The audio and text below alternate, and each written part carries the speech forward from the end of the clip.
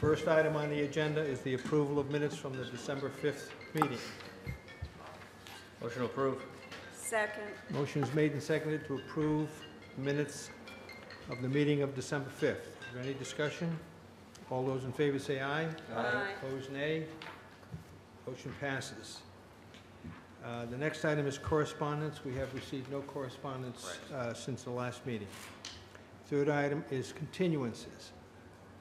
The following items are expected to be continued. First, we will, items 4A, 4B, 4C, and 5A, and likely will not be discussed tonight. Mr. Silva, you have 4A.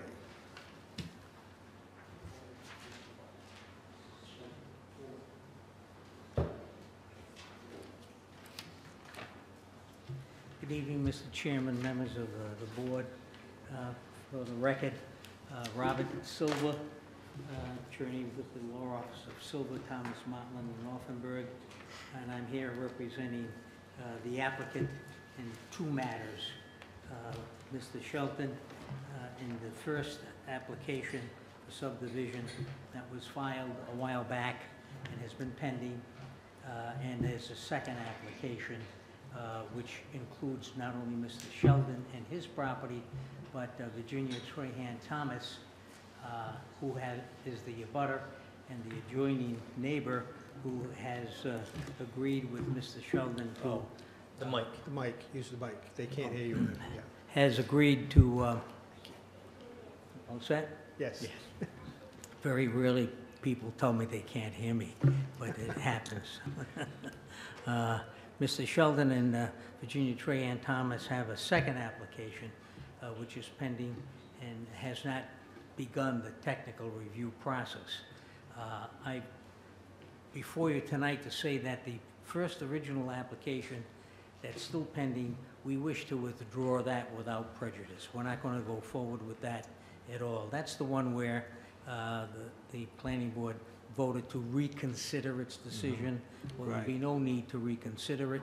We're going to withdraw that. And we're going to go forward, as far as I know at this moment, with the second application, which is pending, which has not started the technical review process, but I just learned today from the planner, Mr. Wolanski, that it appears that on the 24th of January, there'll be a TRC meeting at which that application can be referred and can be reviewed.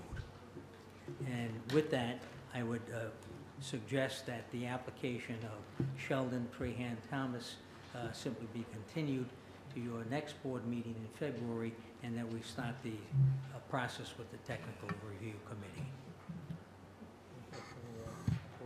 So you, on the first item, you would need a motion to withdraw without prejudice, and then on the second item, obviously, is a request for a continuance. Yeah, motion made on the A. Hold on a second. Mr. Silva, do you wish to give the floor to the other attorney at this point? Or Oh, yes, Matt's here. I've discussed this with him, but he's certainly free to address the board. Sure, please.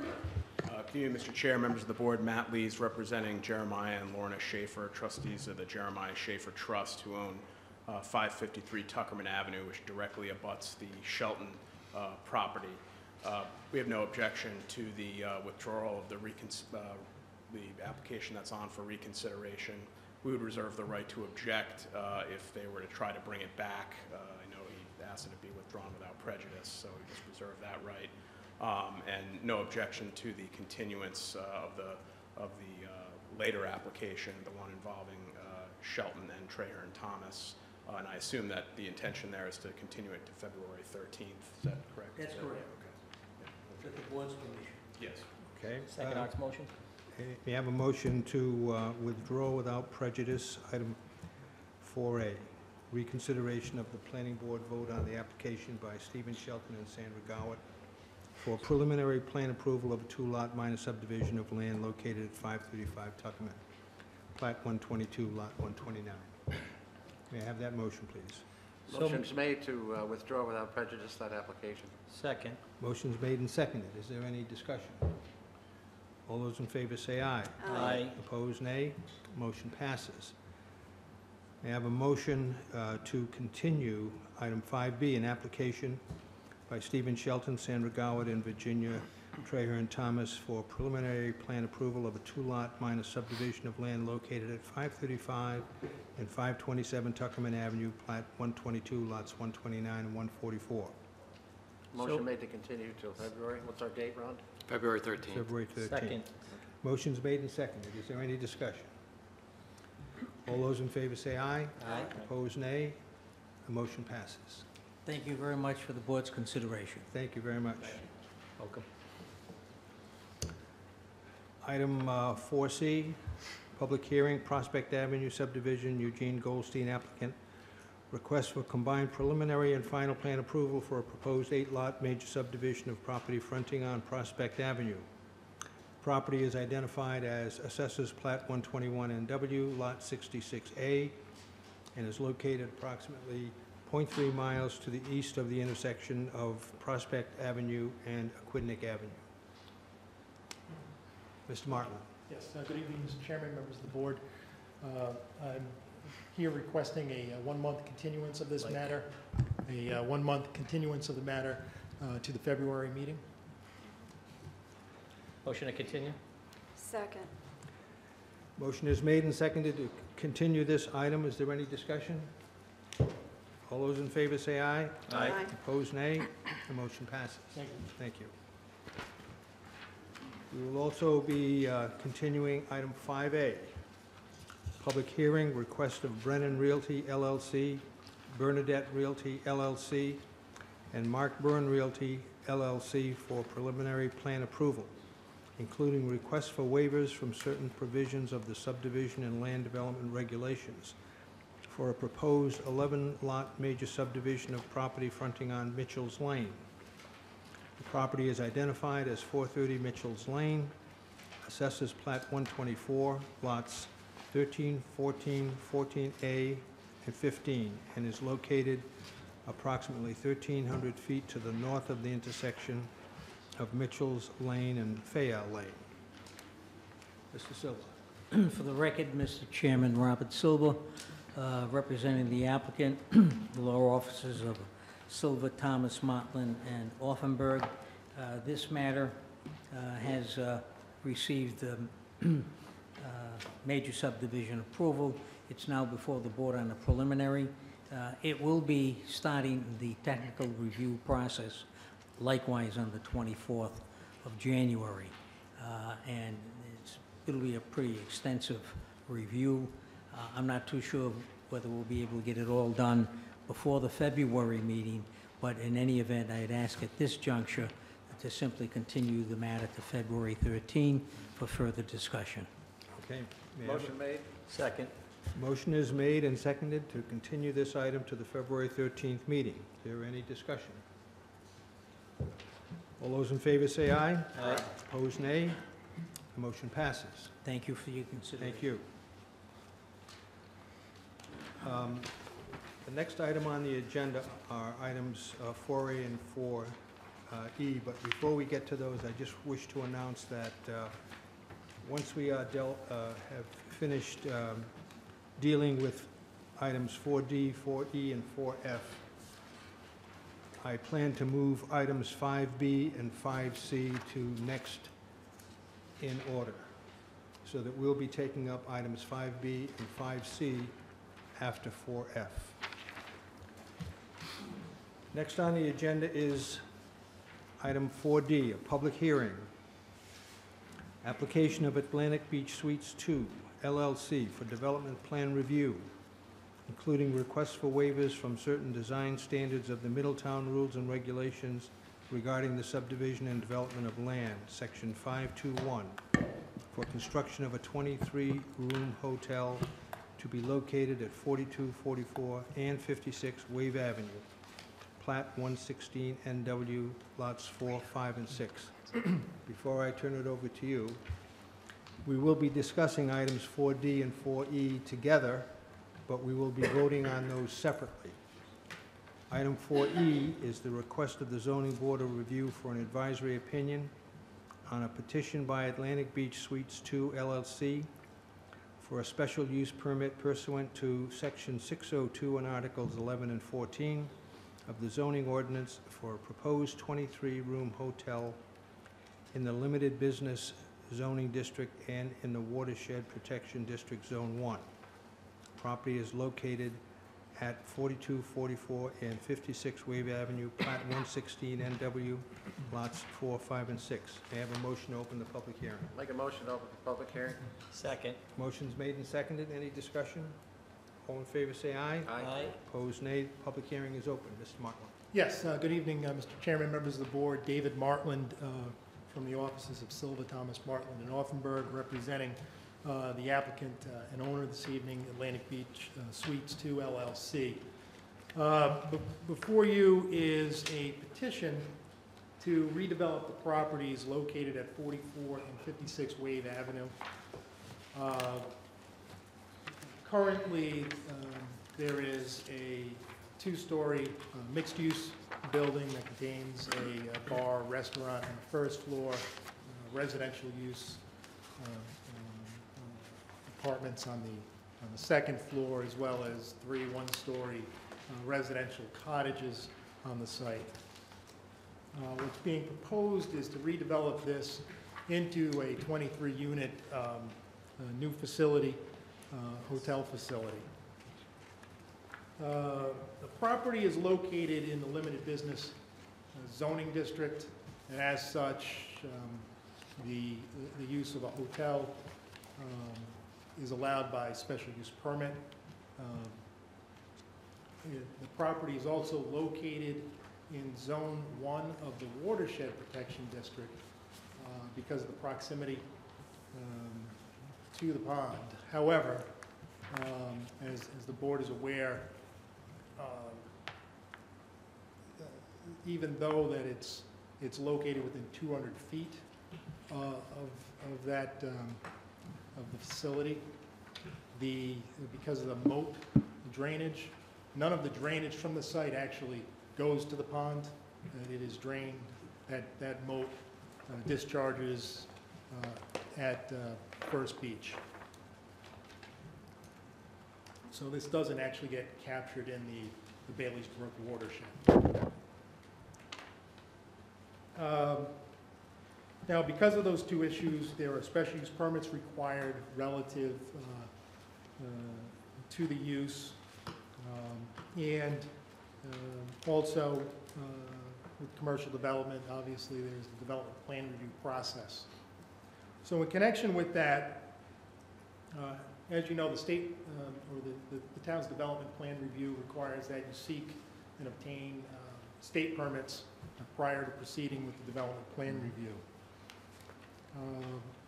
This is not located on a state highway, so there was no DOT permit required. However, because of the proximity to the beach, permits through CRMC are required. As the board knows, CRMC will not, in fact, issue an actual permit until all zoning is in place. However, we did go to CRMC and obtained a preliminary determination, just like some other projects we've undertaken, in which CRMC provided a preliminary determination approval letter subject to final permitting through CRMC. That was submitted as part of the application for the development plan review. So that has been taken care of.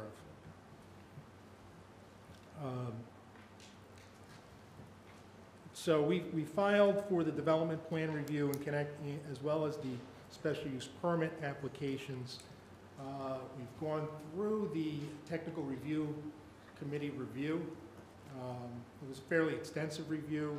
I believe the board met on 4 separate occasions. Crossman Engineering was retained to conduct a third-party review on behalf of the town. Through that process, and the technical review committee provided a positive recommendation. I believe that is laid out in the letter or the memo from the town planner dated January 2nd, 2019. We had also provided a traffic analysis as part of the package, which I believe the planner has provided to the board as provided an attachment to that memo, showing and demonstrating that there's no significant impact. Here we're eliminating, the bar, restaurant use and residential uses and replacing that with a 23-unit hotel. So there's really a very negligible difference relative to traffic.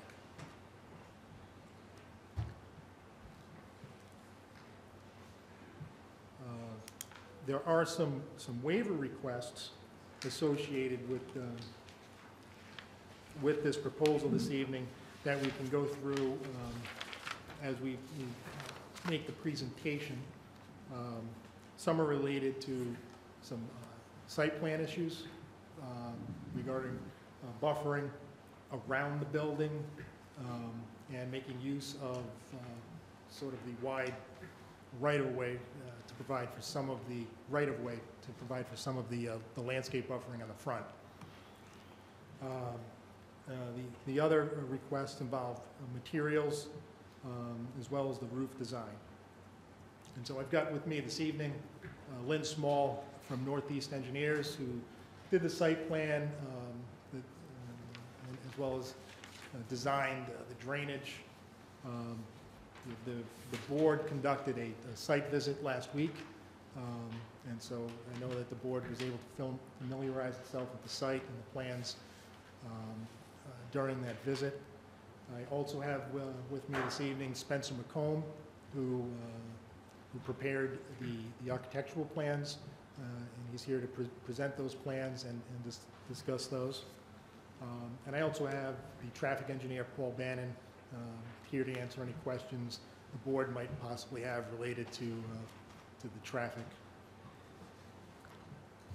So with that, I'd like to call Lynn Small up to sort of run through the existing conditions that exist on site, the proposed conditions, the utilities, the drainage, issues related to the watershed protection district, and discuss some of the landscaping features associated with the property.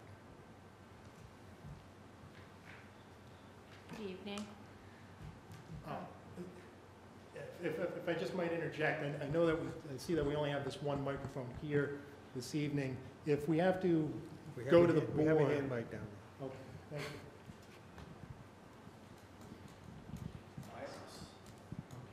Wireless?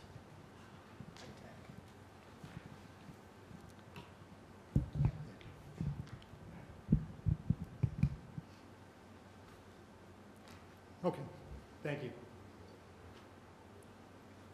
Do we both work now? Now I'm confused. Good evening. The site is located on Wave Ave. State your name, please. I'm sorry? State your name. Oh, I'm sorry. Lynn Small, Northeast Engineers, 55 John Clock Road, Middletown. The site is located on Wave Ave in Middletown and is currently occupied by the Rusty's restaurant and bar and 3 single unit cottages across two separate lots. We will be demoing those structures, and the entire site drains. It actually drains in all the directions right now. Under the proposed conditions, it'll continue to drain in all directions, but the drainage outfall will be directed towards the moat that runs across the rear of the property. Utilities in the area include gas, water, electric, and sewer. The existing structures are already connected to all of those, and the proposed structure will be connected as well. There exist, I believe, 2 utility poles on the site, which will be demoed as part of this project. Those utilities only serve this project. They're not feeds to the large utility mains that run through the Newport, City of Newport property that's between the site rear property line and the Easton Pond. So it's a completely separate system. So those utility poles can be demoed as they're only servicing these properties. The proposed conditions includes the development of a new hotel, which will be located towards the front of the property, centrally located across the two lots. It will be elevated because we're in a 100-year floodplain, and this provides us with the opportunity to put some parking underneath the structure so that we can take advantage of that area beneath it for parking and access into the structure. The drainage system for the project is comprised predominantly of a pervious pavement surface, which includes, as you may well know from previous projects that we've done, several different layers of stone and a reservoir that is beneath several layers of filter stone so that you get that pre-treatment. And then in the reservoir area, it provides some storage and it then infiltrates into the subsurface. Portions of this site, we could not prove with our water table tests that we could provide the 3 feet of separation. I don't know if everyone's familiar with the site. I know most of you were at the site walk that we went to last week. But there's a change in grade on the site portion that's currently occupied by these 3 structures. In that area, we couldn't confirm that the water table in fact runs uniformly across the site and doesn't bump up under that area. So the conservative design is to assume that the water table is as it is where we measured it most accurately, which was in the back of the site beyond the gravel parking area, closest to the moat. So that gives you the worst case scenario. Because we're leveling the site off a little bit, we're able to take advantage of that additional separation we have on the southern portions of the site and provide some groundwater infiltration. On the northern portions of the site where the existing grade is higher, and because we were forced to assume that the water table does jump up like the existing grade, that came out of the TRC meeting, that we put a liner under that section. So we get the groundwater recharge on the southern portions of the site and on the northern portions of the site, because we couldn't prove that we weren't providing the separation from the water table, we provide that liner. So we don't actually need any waiver from the groundwater recharge on this project. The entire system ends up infiltrating, a large portion of the system anyway ends up infiltrating, but it does have an underdrain through it for those larger storms, but you get very little discharge from that underdrain. We're talking like 1 CFS coming out of the back of the system. So most of the storms you'll see will just infiltrate beneath the surface through the pervious pavement. The project... And where is the outfall for the larger storms? Can you go to sheet 5 of 8 or C5?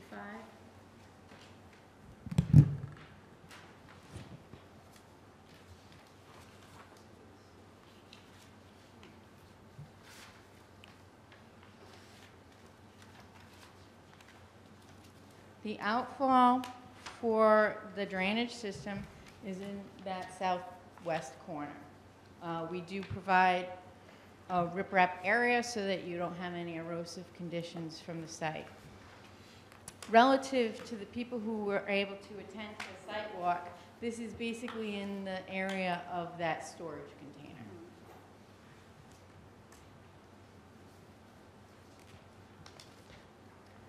Now you can see on the 2 sides of the property, we have a reinforced turf area.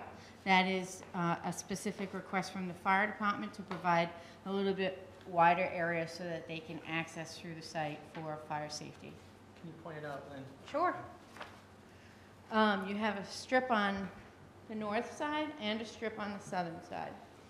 Now this will be a grass surface, but it is reinforced to take the weight of a fire truck in case of emergency where they need that wider area. Basically, the site is entrance and exit. So you'll come in one way. You'll come in from the southern entrance, curb cut, and exit through the northern. And you can travel either behind the structure through the 24-foot wide travel lane, or you can travel under the structure, and there's additional parking that's angled under there. We also have a patio area in the front of the property that encourages street side sitting. And then on the landscape plan, Can you point oh, that out? yes, sorry. I could do a lot of walking. Will be a pervious paver area. And this will encourage people to sit outside along the sidewalk. The project will put in new sidewalks. This property that's immediately north of the site was recently redeveloped. They have a new concrete sidewalk along the edge of their property. This sidewalk will meet where that one ends and continue across the frontage of this property. The designs are the same, so they'll blend well. On the landscape plan, so from that you can see the site plan where the road is curved, but the property line is basically straight across. So this creates a unique situation where we have more than the normal 10 feet that you get from the edge of the pavement to your property line. And we didn't want to make that an eyesore, so on the landscape, we kept all of the improvements for the project within our boundaries, of course. But on the landscape plan, we didn't want to make that just a grass strip and then all of a sudden we start getting our street trees. So we did propose the street trees to they'll technically be within the town's right-of-way. Oh, I think she's changing to... how many trees will you be planting there? There are 5 proposed trees that'll go across the front. It's hard to see on this screen, but you have an 11 by 17 of that proposal in your packet.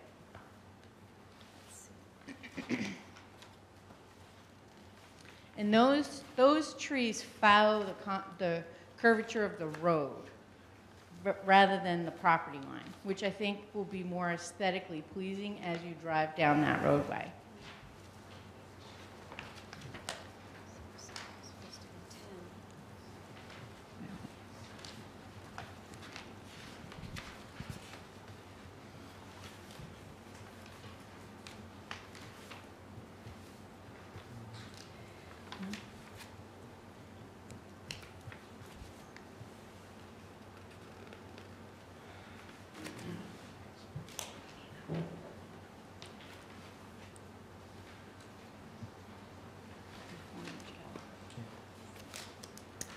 So, I don't know if you have any other questions. Like I said, the utilities for the site will be your normal electric, gas, water, and sewer.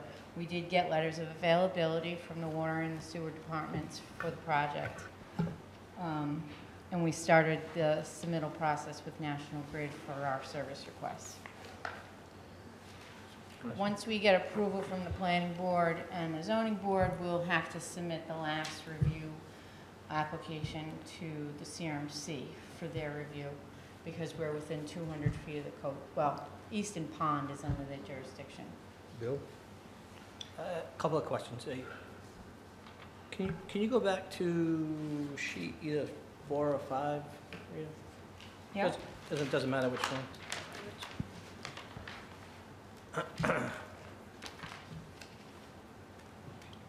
So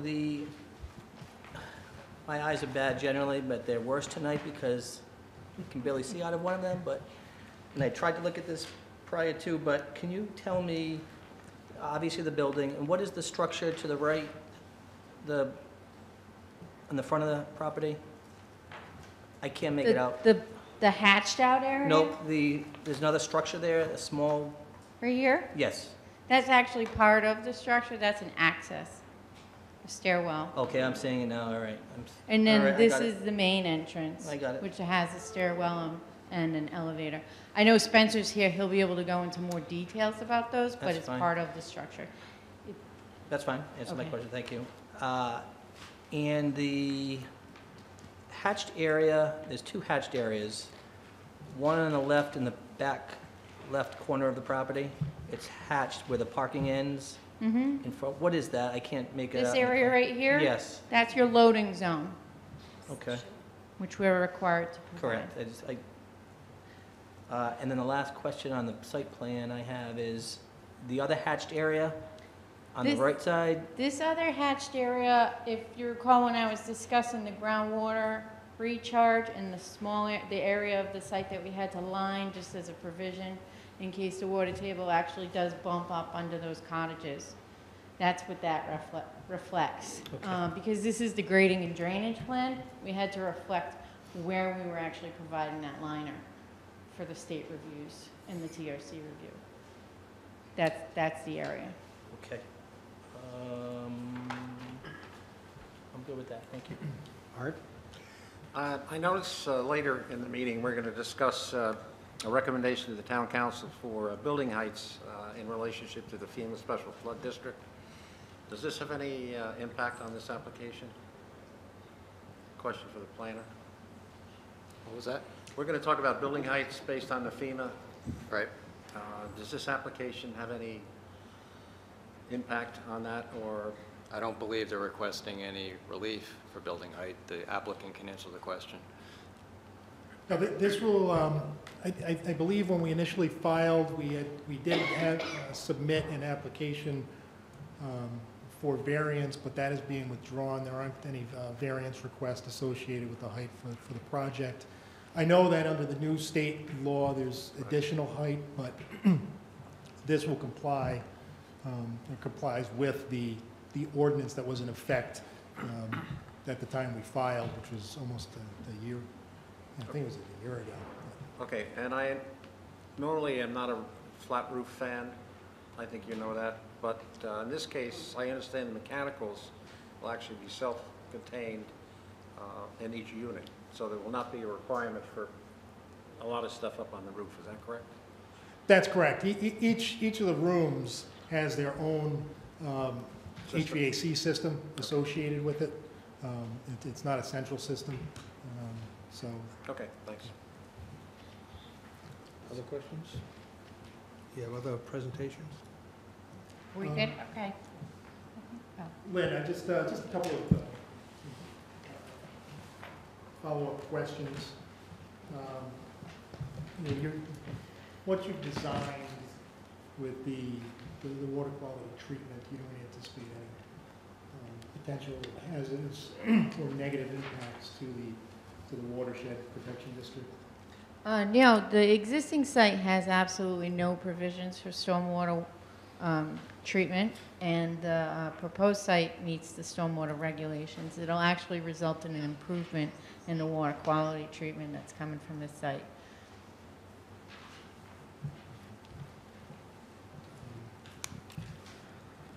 And did we, we walked through the requests associated with the waivers for the landscape buffer in the front.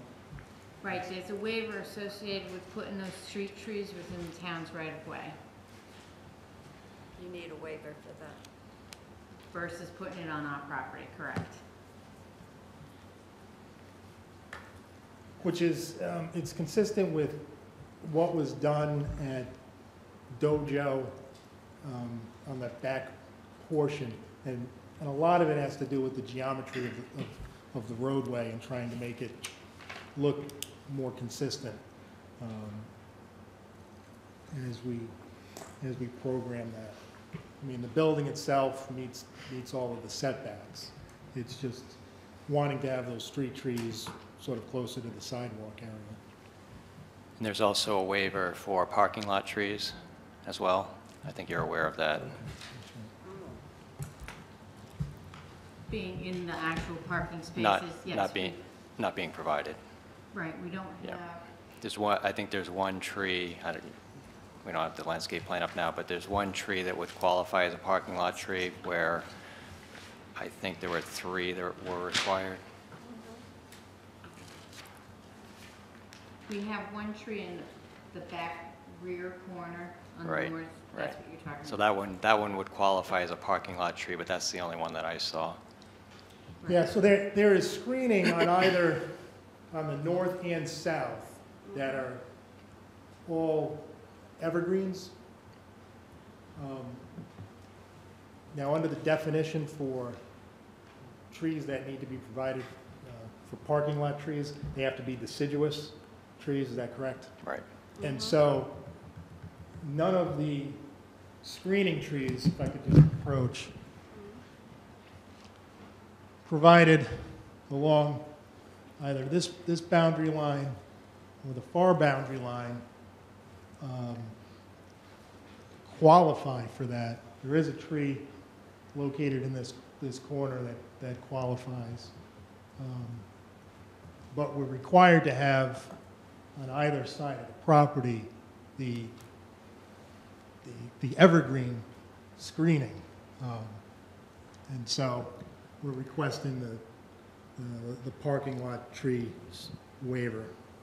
So, Ron, maybe you could clarify, I'm just looking at your memo, it's waiver request number 4, that's what we're talking about, and it's a minimum 5-foot planting strip between all sides of the building and That's parking. That's actually a separate waiver, Okay, so we're not, it's not on here, I don't, it's not on there yet. okay, so that's what I was So confused.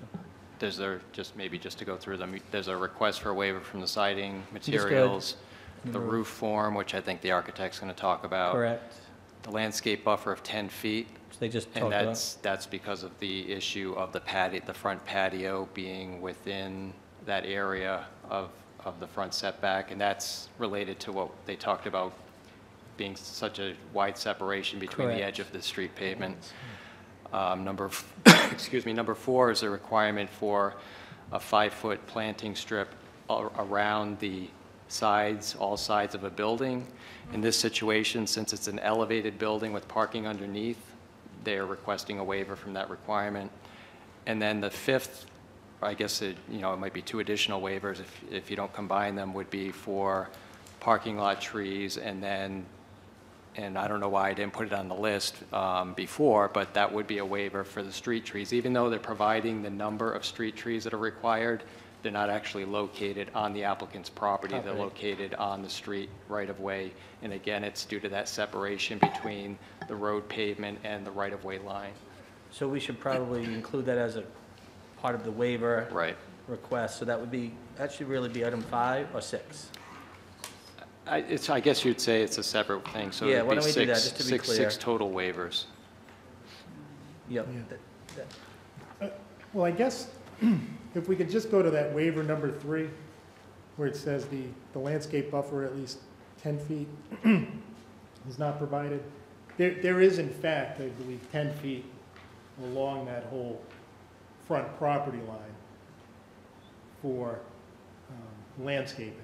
It was just that the trees themselves, the street trees, were located So outside of that 10 feet. what this is referencing is the separation between the front patio and the front property line. And I think, as I recall, there wasn't 10 feet there. So we're very close to providing 10 feet of separate, but it's not measured on our lot. You're Oh, no, absolutely okay, correct. all right, never It's between that patio area and the sidewalk.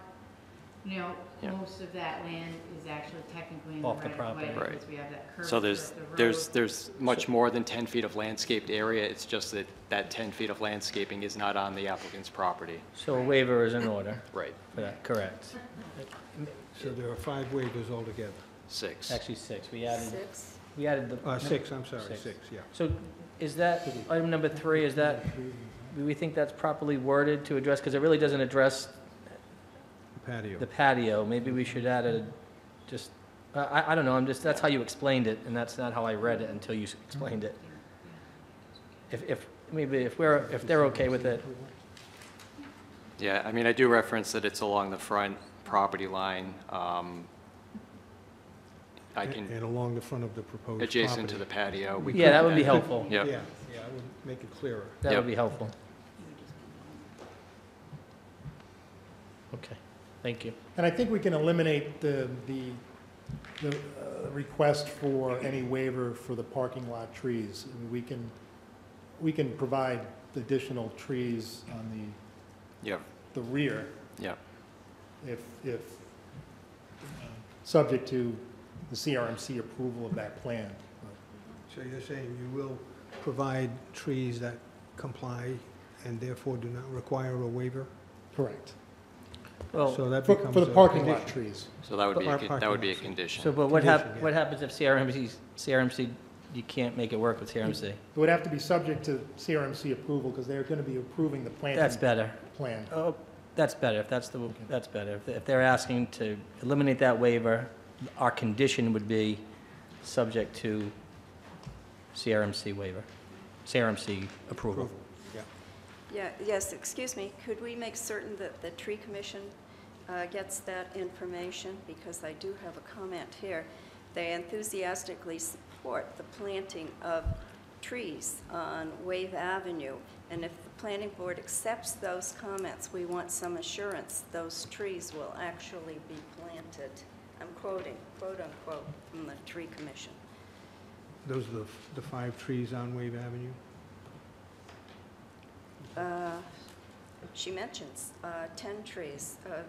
Our only concern is that 62 Wave Avenue also had 3 trees planned, and we were quite enthusiastic about that because of the same lack of trees in the area. Unfortunately, those trees were not planted, and they were trying to remediate the situation. But they enthusiastically support the planting of 10 trees for the Wave Avenue project. I'm just quoting from the tree commission. So where did they get the 10 trees from? From their plan? Well, in addition to the 5 street trees, there are some other trees located in that landscape buffer. It must Some be a smaller- total of 10. Is that the Smaller plan that trees. the tree commission reviewed? Yes, Yeah. yes, it is. Now the landscape plan is supposed to be part and parcel what the permits are issued on. There's supposed to be bonding requirements for any landscaping that's not in connection with the issuance of a certificate of occupancy, depending on the time of the year. And those, obviously are supposed to be met. It's a condition of approval. So whatever the board would want relative to that, we have no issue. Ron, right now we have 5 waiver requests and 7 conditions. Well, we can, do you want me to go through the conditions with you? Well, I'm assuming 'Cause there's there's- 6 there, and then we just added. Just added one, that's all. Well, as I talked with you about earlier today, there's some changes Oh, yeah. to the list of conditions. So if you want to, Yes, yes. well, why don't we finish with the presentation by the Okay, applicant, when we have get the to public the- hearing, and then we can get But into it. just to, We've added. a potential condition is, I know we'll change it, but another condition is the parking lot trees Yes. subject to seal. Yep. Okay, do you have other presentations, your architect? Yes, at this point, I'd like to call Spencer McComb to come up to sort of go through the building itself and the design associated with that, and answer any questions the board might have.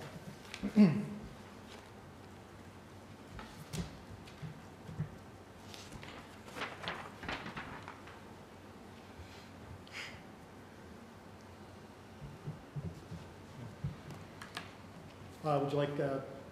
McComb to state his name for the record? Please. Spencer McComb, architect.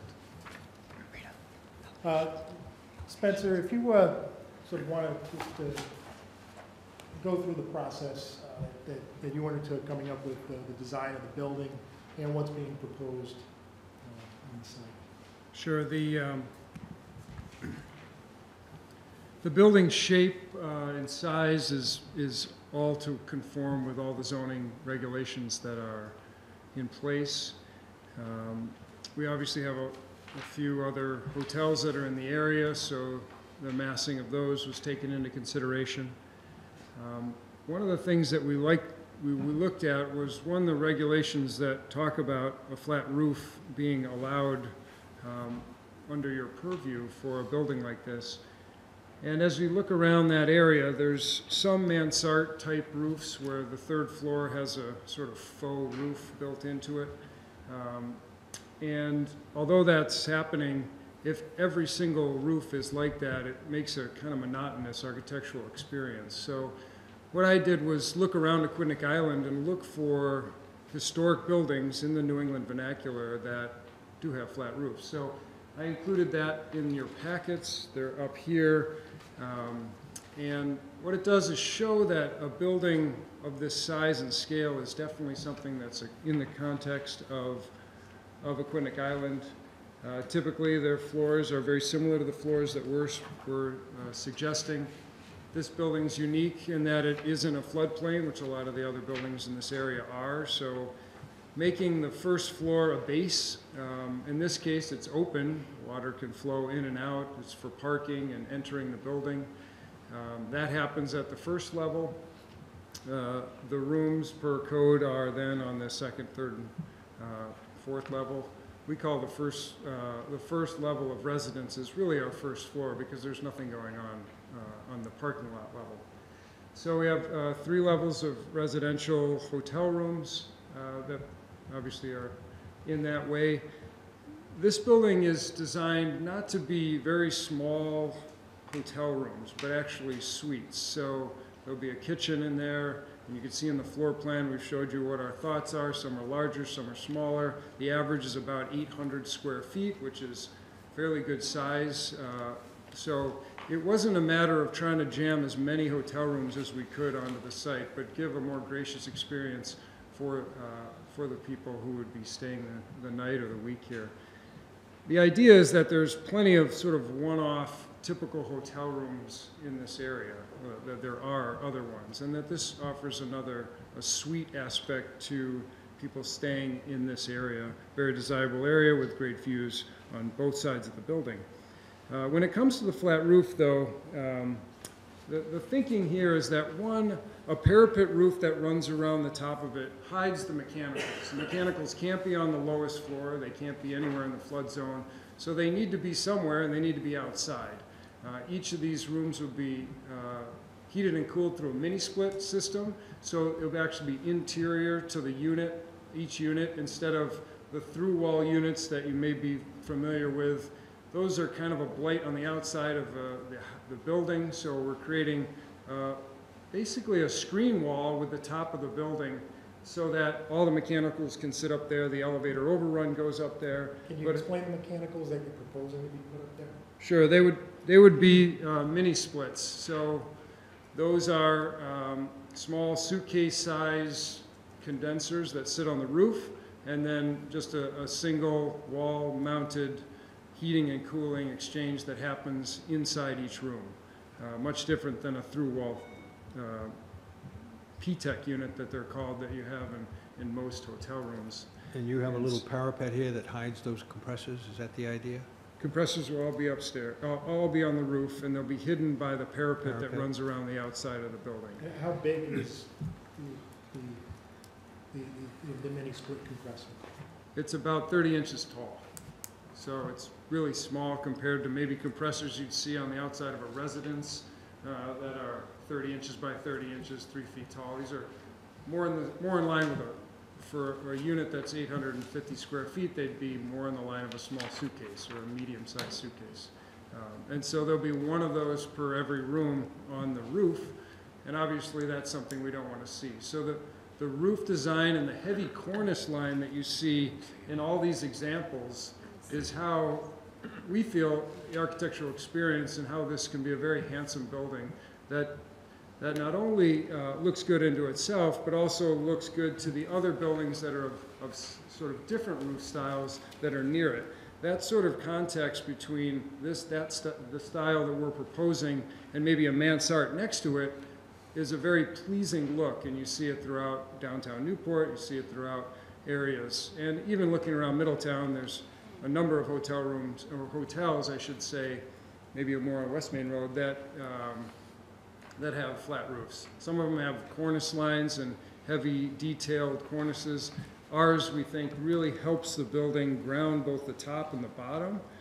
You see some arched brickwork that is used in the facade. So we have brickwork that has these arches in it that face the street, also face the parking lot to the back. And then, again, this heavy cornice line. In between the base and the cap, we'll call it, is a series of two different materials. One would be hardy board, which we've talked about a lot for you guys with this board over the years, is a clapboard-esque product. It looks like clapboard. It's dimensionally thick. It's not vinyl. It's not sheet good. It is a clapboard laid up just like clapboard. It's painted, and it just lasts far longer than any sort of wood product that we could put on there, like cedar, which would probably need a new paint job every 2 to 3 years to keep it looking fresh. Hardy board, much better product that can hang on to its paint, look better over time for the maintenance of this building on this fairly harsh area. I mean, we're right off the ocean, and it beats on this building. And then there's a strip that divides the facade for the actual top floor, and up there we're proposing hardy shingles. So just breaking up the type of material on the overall facade to help scale the building so that it looks good, both with the base, the cap, and then breaking up even the parts of the building that are in the middle of it. I did some 3D renderings that I think should be in your packets. If they're not, oh, you don't? Okay. I can pass those out if you don't. Yeah, I'd like to see that.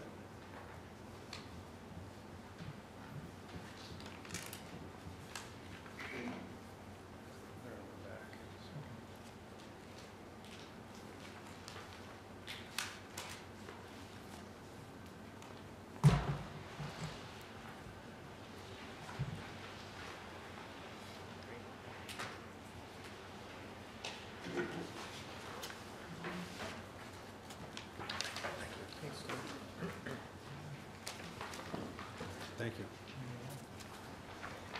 And they're located, Thank you.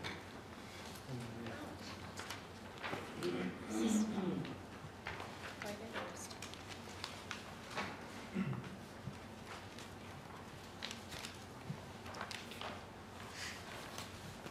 So as you're looking at these, we've tried to take little snapshots around the building, looking down the street, and I think what you'll see when you look at those, and if you look at the examples that we gave of other flat roof buildings, the intention is to have a variation throughout the facade. With brickwork areas that come up, those usually delineate where a vertical circulation is, so stairs and elevators have a brickwork that continues up, and then you see the brickwork continue around the base of the building. And then the breakup of the facade, a lot easier to see probably than the straight-on elevations that we provided before. But we felt like this really gives you a sense of how the building is scaled and how it's really exactly how it was done, 100 years ago, or the New England vernacular that we're looking for, and that the code and outline that you guys have for the looks of building is really, that's what we're trying to do here, is make a really attractive building that fits well with its neighbors and is an asset to this street.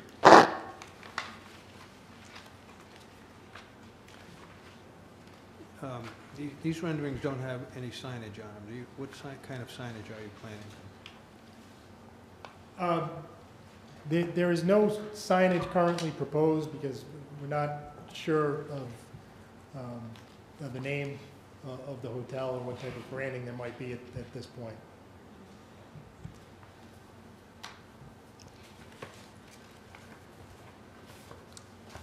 And you said if we do have a major hurricane in the area, the water will flow through the bottom area of That's the right. hotel. Yeah. So it's in an AE zone, which means it'll flood. It won't have wave action, which is called a V zone. And so there's a lot of parameters just from the building department that we can't put things on the lower level. Essentially, you can enter the building. We have a small area for bagels, if you want them, that kind of thing. and then a stairway and elevators that go up. Essentially, everything's happening on that next level up, which is exactly how all the other hotels that are in the area are built, and designed. Art, did you have a question? So Question? yeah, just to back up on that, could you repeat that again? So the first floor is designed so that when floods come, which I understand they that. will come, I'm sorry, go ahead. they'll flow in and out, essentially. And that there'll be minimal damage to anything other than what's on that lower level for entry. So the use of Where's the the first floor on the lower level where you have the patio and a common area, what kind of use is that, what kind of use is permitted down there?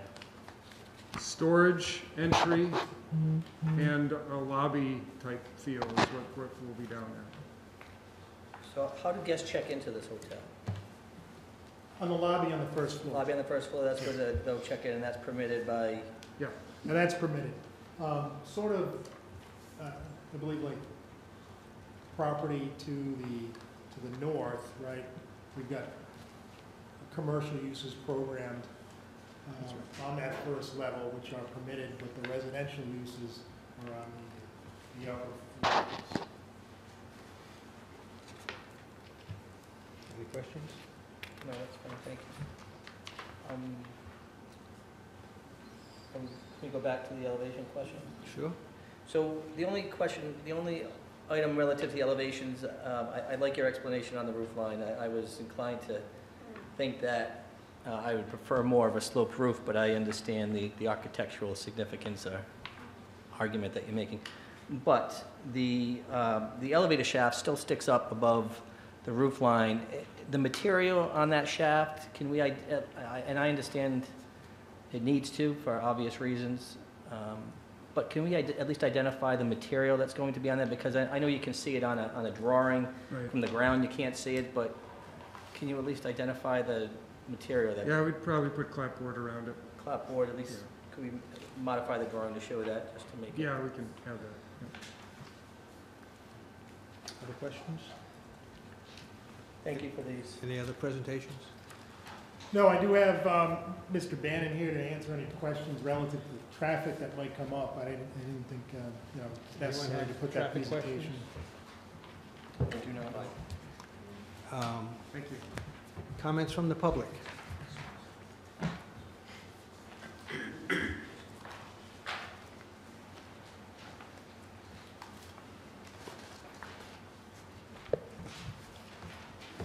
Good evening. My name is Judith Rosenthal, and I live on Shore Drive, Middletown. Most of my arguments against this development, this building, are related to the inconsistencies in the Atlantic Beach District Comprehensive Plan and also the Middletown Comprehensive Plan. It's inconsistent with the Atlantic Beach District Master Plan, which states in its public input, page 7, maintain the views and vistas of the water by leaving the spaces between buildings, Aquidneck Ave to Easton's Pond. So, from what I can see, this building is going in the center of the property, and I'd like to know what the footage is on either side of the building, because it seems to me that the entire Easton's Pond vista is blocked by this building. So, I believe they are within all of the setbacks. That there are no waivers on setbacks. okay, or no well, variance. they may be, but it still obstructs the view of the pond. I don't know if you saw the drawings we got tonight, the 3D drawing, maybe Dave, you could show her the 3D drawing the color drawing you can see through. I know it's a drawing, but at least it depicts what they're, I think what you're looking for.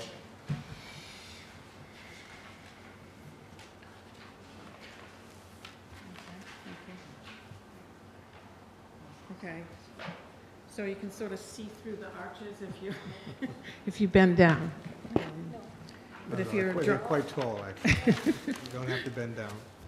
Well, you know, yeah, I mean, if you're standing in front of it, like the drawing shows, there's a person standing there that you can see through. I know it's a drawing, again, it's 2D, but Okay, perspective, I've got a few more here. sure. Okay, on page I-12 of the comprehensive plan, it states, support the preservation of open space in watersheds along the shore and in other environmentally sensitive areas through acquisition, conservation easements, and purchase of development rights. There should be consistency with this in the Atlantic Beach District. And a hotel doesn't meet the needs of the community for open space. It's sort of the last remaining large piece of land in that area, and part of the master plan was to create open spaces. So this is sort of killing that opportunity. In the goals and objectives on page 3, it says, to promote pedestrian activity that will support local small businesses, including streetscape improvements and pedestrian circulation. I don't see how this promotes local businesses and pedestrian activity. There's nothing to bring anybody there. In the goals and objectives, page 3, identify options to promote private development that will be consistent with the vision for the district, including opportunities to promote an appropriate mix of uses and building and site design. Again, it's not mixed use. So how is this consistent with the vision of the district to promote an appropriate mix of uses and building and site design? How is this design in keeping with the look of the neighborhood? Thank you. Thank you. You should be aware that if you look at item 5C on the agenda this evening, there is a plan to develop an overlay for the Atlantic Beach District that can address some of those issues. That overlay does not exist right now, but we hope to get to it. Okay, thank you. Gentlemen.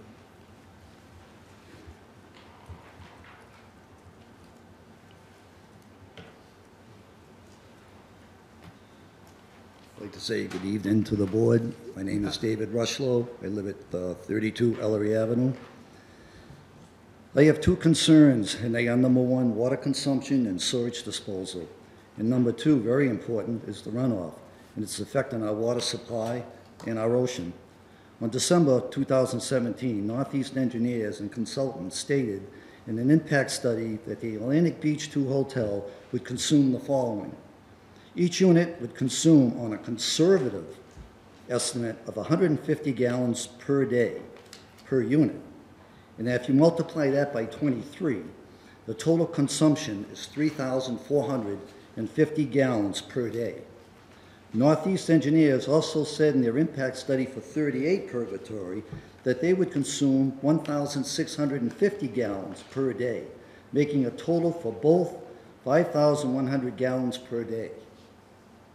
The thing I'd like to ask these gentlemen here is that on the split systems that they're putting up there, the UVs, the condensate water coming for those UVs, is that going into the roof drain? Where is the water going from the UVs? Can somebody answer that question? You want me to have it answered now? Sure. So if, I could ask Spencer to come up and address the question of the roof drains or the condensate drains? Condensate drains, where are they going? They tie right into the roof drains? No, Where, okay, so they're going down into sewage. they do. It's a small drip. Okay, that's good. That's what I want to know. So now it's going to sewage, which later on I'll show that that's added influx into our sewage system. Okay, to go right now, okay, what goes in must come out in the form of the wastewater, which we're talking right here, will go into an existing 8-inch sewer line. The Atlantic Beach 2 Hotel and 38 Purgatory will each tap into that 8-inch sewer line with a 6-inch sewer line. The existing concrete 8-inch main in Wave Avenue has the following capacity. According to the impact study, a conservative Manning roughness coefficient says assuming the max peak hourly discharge flow corresponds to the max peak hourly water demand, the maximum capacity needed is .009. Since the main capacity of the pipe is 1.22 and the added flow from is less than 1% of the pipe capacity, the added discharge should not exceed the pipe flow capacity, should not exceed. Just to add, real quick, is that 38 Purgatory Hotel discharge is .006 and is also added to the flow capacity. I would like to see if we could get the sewer, right now, the 8-inch sewer main flow, what's in there now in its present state before the other 2 hotels are even added, just to see what we got in there now and what that jives with the overall flow of the pipe. So that's a question there. My other concern is runoff is a major concern with our sensitive water supply on our island. We all know about the bacteria found at Bailey Brook and the phosphorus found in Northeastern Pond. The Development Plan Review Memorandum provided November 16, 2018 by Grossman Engineering stated that the calculations in reference to the groundwater recharge were not found to demonstrate that the required recharge volume is being provided. This is therefore unsolved. I don't know if it's been solved lately or yet. Has it been solved yet? It has been solved. Okay, that's good. To complicate the area, how does the existing Newport Beach Hotel and Suites, when they discharge their area into a 100-foot by 14-inch grate to the moat that's right by our water system, and the existing Atlantic Beach Hotel Suites has 1 grate in the south corner, and that runs into the moat. Radico Electric Bikes and Rockstar have 1 grate and a rock trough, and that runs into the moat. Either existing hotels has any pervious pavers, has no protection. All that runoff, straight coming from across the street, going, and it comes from on flow side, coming down there, comes across the street, it's going right into the moat. And that moat, you really should get down there and take a look at it. See what situation it is with the moat. The Development Plan Review Memorandum prepared by Grossman Engineering placed the seasonal high groundwater table as approximated at, what do we think, a couple feet? It's 16 inches. That's what we got. 16 inches below original grade. I have asked myself, what are we doing letting this drainage so close to our water supply and our ocean? By these 2 existing hotels. And they weren't done 50 years ago. These have been done recent. Where's the protection? It is not over yet. Let's discuss the 2 new hotels. Grossman Engineering, in their review of the proposed water quality mitigation in the Development Plan Review Memorandum, explains proposed plans on pages 2 and 3. They're so intense, it would take me forever to go over what they're planning to do. But the one thing I'm going to say here is if you're familiar with pervious pavements and what we're trying to accomplish by filtering the system and the water and protecting everything, this right here is just a maintenance required. Some of the things that are required for these people to do. A legally binding and enforceable maintenance agreement shall be executed between the facility owner and a responsible authority to make sure this maintenance is done. Permanent paving service require regular vacuum sweeping or hosing, minimum every 3 months, or is recommended by the manufacturer to keep the surface from clogging. Because once this system is sealed, it's history. It's history. Maintenance frequently needs to be more or less depending on traffic volume at the site. This is a good one. Minimize the use of sand and salt in the winter months.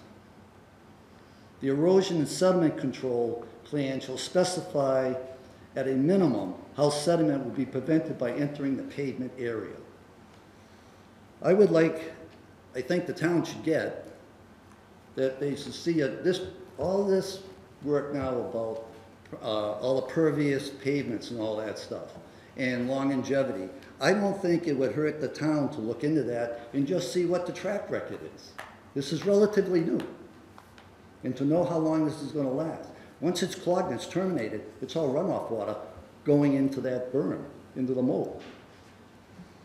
The Atlantic Beach Club Hotel proposed site zoned LB or LBA, limited business. The commercial properties across Wave Avenue are zoned similarly. The Eastern Pond property to the north is zoned open space. Atlantic Beach L2 wants the town to waiver certain design standards, let them into an area designated for limited business, and more importantly, into a watershed protection district, Zone 1. It doesn't make sense. You got your water supply, which is so critical, our oceans are so critical, and we're just dumping this water out into a mold. It's going down to the disinfection plant of Newport, but it's what is going into that ground before it reaches there. That's why I'm saying, take a walk down there and look at that trough. It's just, it's a trough. With existing hotels on Wave Avenue and the 2 proposed hotels, I cannot help but to be concerned about water consumption, sewage load, and especially runoff next to a water source in the ocean. Just think for a moment, just on Wave Avenue, what is being discharged into the earth in the moat prior to the disinfection facility? The town has to think seriously on how we move forward in this delicate area. I hope that the town and the residents can always discuss openly their concerns and ideas for the town. We all agree on one point, and that is we want the best thing for the town that we love. I really believe that we could be using that term, a loaded gun. If you don't watch what we're doing down there, and you go to other towns and you look at the reserves, our water supplies and stuff, you have never seen so much building around them. You can go from, it can start on one whole side, from the Island Sports, to Cumberland Farms, to that, the new bike store, and all that stuff. That's draining down in that trough. That water table is 16 inches down. That means if that's the floor, it's 16 inches, and you look at what that reservoir in, the reservoir is here. So what you're doing is we're putting contaminants. We could be opening up a big bag of worms. I don't think care was given to the first hotels. I'm going to object now to what I think Mr. Rushlow is getting into testimony that is really that which is needed by an expert, talking about contaminants getting into the watershed. This is for a professional engineer. What do you think, the only thing I can answer to you, sir, what do you think is the oil coming out of cars? What do you think the salt that's on the roads? Do you think that that's fine? Sir, you're addressing the planning board. Okay, I look at it, I just think that, I mean, that's not what I'm basing the whole thing on. I'm basing it on, I know that there is stuff that's going there. We have to secure an area. Like I said before in some other statements, we can never get back. If we go ahead with a lot of this stuff, we can't turn around and go back. We're not going to get what we're going to lose. And it's something, I mean, I'm just saying points of just research it. Find out how much is. Find out how much is really going in there. That's all I can say. Thank you very much. Thank you.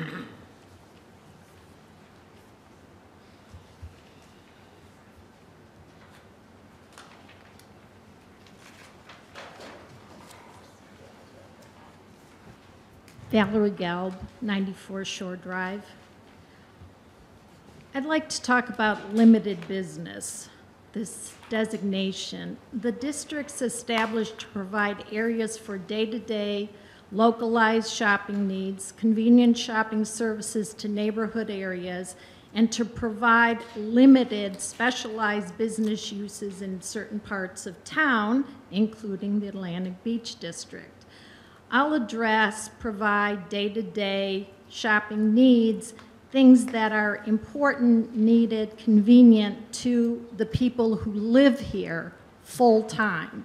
Us who vote and pay plenty of property taxes. Clearly, hotels do not fit this description, but here we are. Currently, and I know you're going to say, it doesn't really matter because it's up to the developer, whatever the heck they want to build there. It's their land. Currently, there's an overcapacity of hotel rooms. Currently, we're at 347, up from 82 rooms in 1991, and proposed by the inclusion of this hotel to 406 rooms. This area doesn't show we're meeting any of the Atlantic Beach District, and I'm happy we're going to talk about the overlay later, Mr. Croce.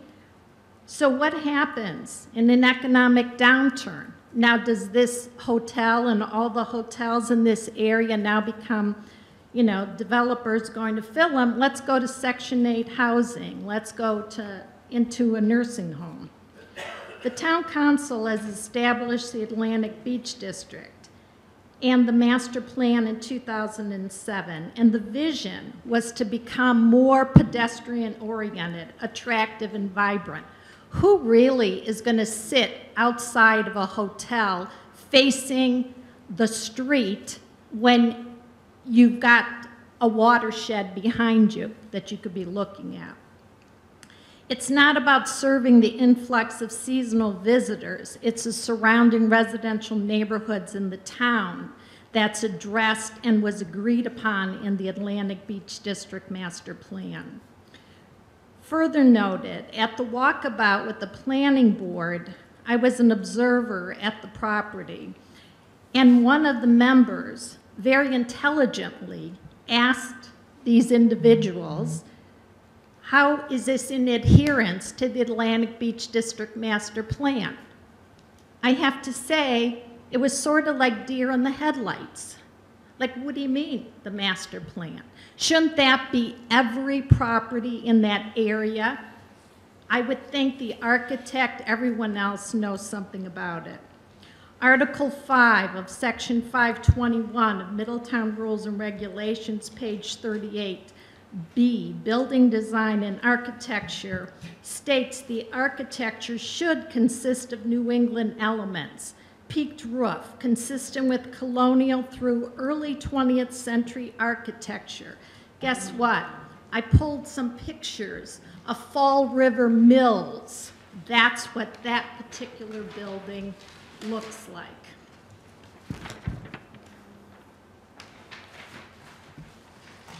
I spoke to around 40 individuals who live in this area and throughout Middletown.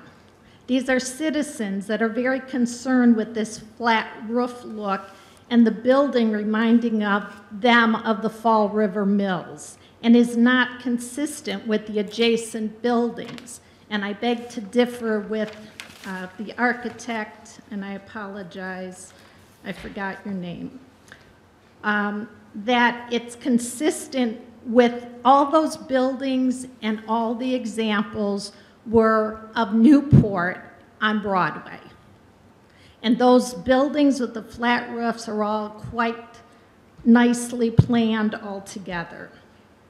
To me, it's the planning board's obligation to identify options to promote private development. I get it, but it needs to be consistent with the vision for the district, including opportunities for mixed use, appropriate mix of uses in building and site design for local residents should far outweigh tourists. Thank you. Thank you. Anyone else from the public who would like to speak?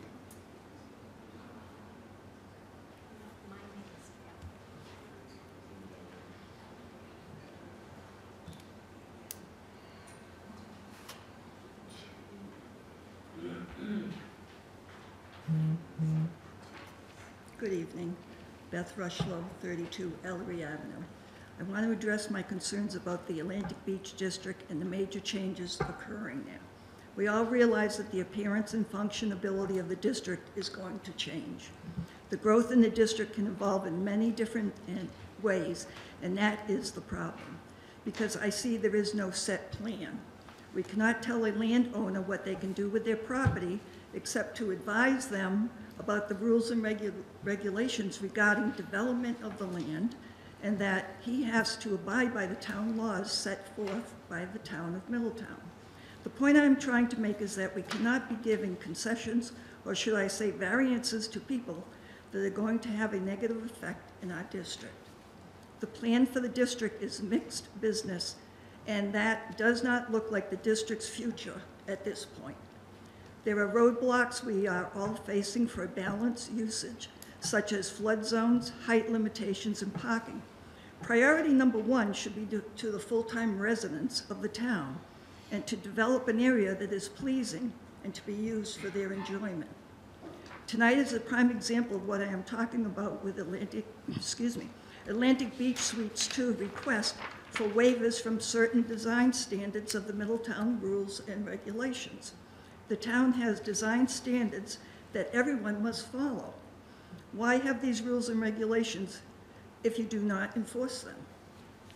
Atlantic Beach Suites 2 also wants a special use permit to put a 23-room hotel in a limited business zone and in a watershed protection district. Think about this and tell me what they are requesting, and do you realize the impact it could have to an already sensitive water supply and ocean?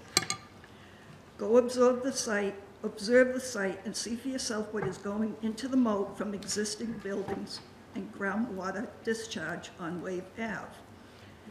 Crossman Engineering sent Mr. Wolanski a revised development plan review memorandum on November 16, 2018. They stated a test performed further towards the center of the Atlantic Beach Hotel property revealed a 16-inch water table, which supports the original design assumption that the seasonal high groundwater table lies approximately 16 inches below the original grade.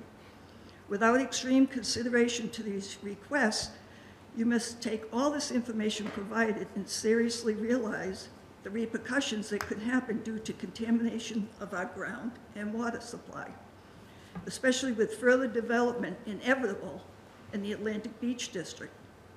We already have a problem with the bacteria in Bailey Brook and phosphorus in Northeastern Pond. So it can happen, and it will happen. And while I still have, well, the time is not on, I would like to request from the Atlantic Beach Hotel 2 the square footage they have designated for landscaping. The square footage area needed for landscaping as designated by section 521.3 Middletown Rules and Regulations regarding development of land states 25% of the site plan is required, which means 5,708 square feet is required for that project. I have calculated that per your site plan, there's only 4,748 square feet designated for landscaping. That leaves 960 square feet under required amount. Thank you. Thank you. Anyone else from the public who would like to speak? Motion to close the public hearing. Second. Motion is made and seconded. Any discussion? All those in favor say aye. Aye. Opposed, nay. Public hearing is closed. Are there any other questions that the planning board would like to ask to the project team?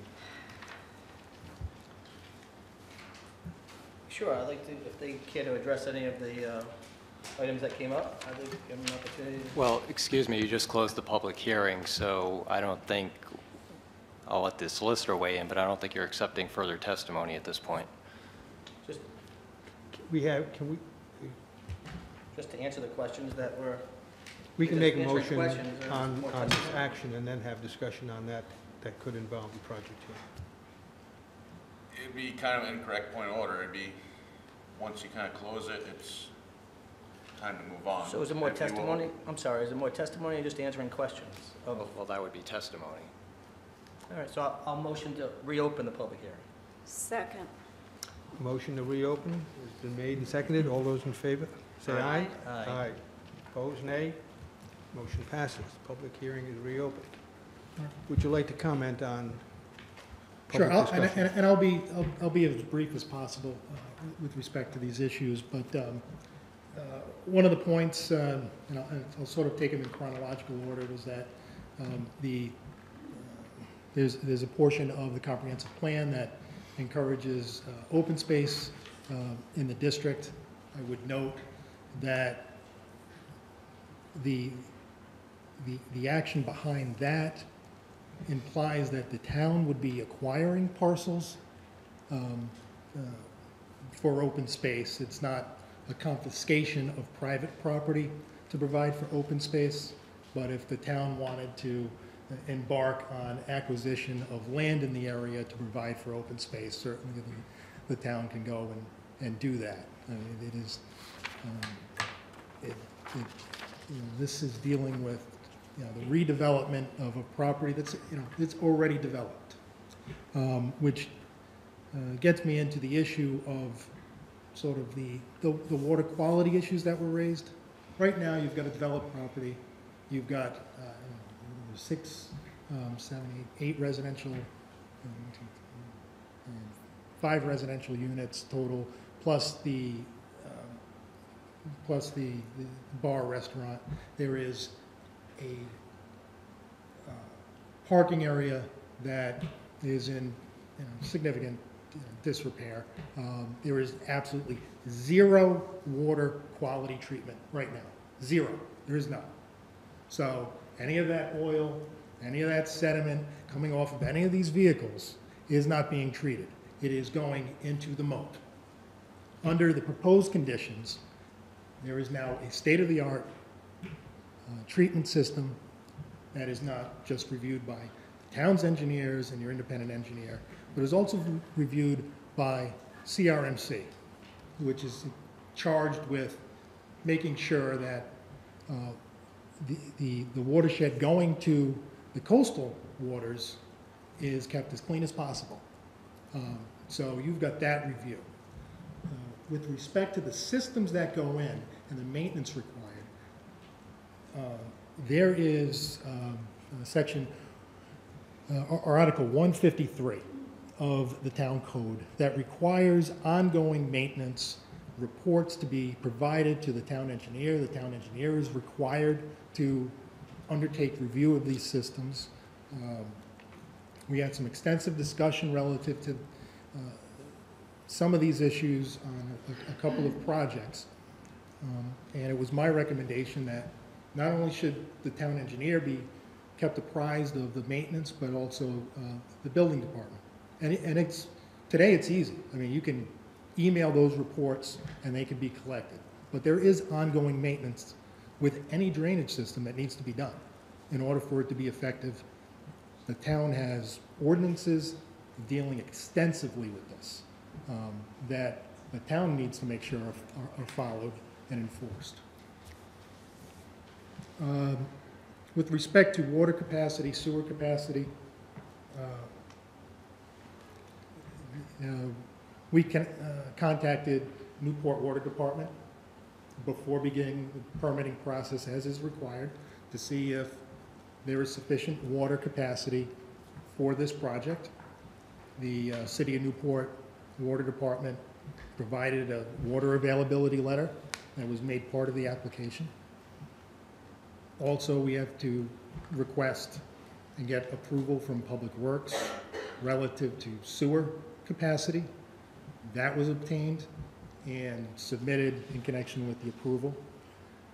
The utility connections were reviewed and approved through the TRC process by the Public Works Department.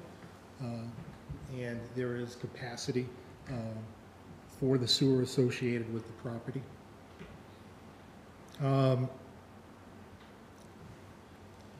There was some comments relative to the pedestrian activity What we've done is we've made sure that we've provided the appropriate sidewalk for pedestrians and try to keep some pedestrian activity with the patio located at the front of the property.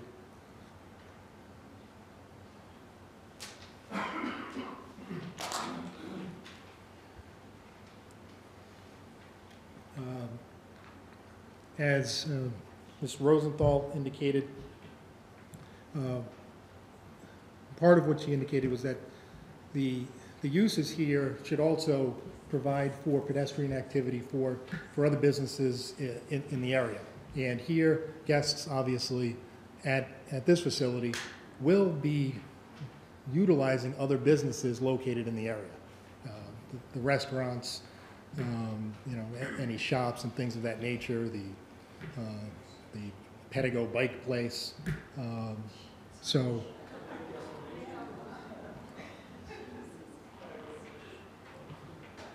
thank you. With respect to the water table, I would just remind the board, and just for anyone who didn't quite understand maybe some of the presentation relative to the drainage, Lynn did explain, Lynn Small, the engineer, that on part of the site, we cannot maintain a 3-foot separation from the bottom of the drainage structure to the water table. And 3 feet is required under the DEM regulations, okay? And so that portion of the drainage is lined. So it's got a liner on that, so you don't get infiltration in that portion of the drainage structure. It then spills over into the balance of the drainage. In that portion, which is the majority of the drainage facility, there is that separation of 3 feet from the bottom of the drainage structure to the water table. And in that 3 feet, you provide those various layers of stone, so larger stone to smaller stone to sand.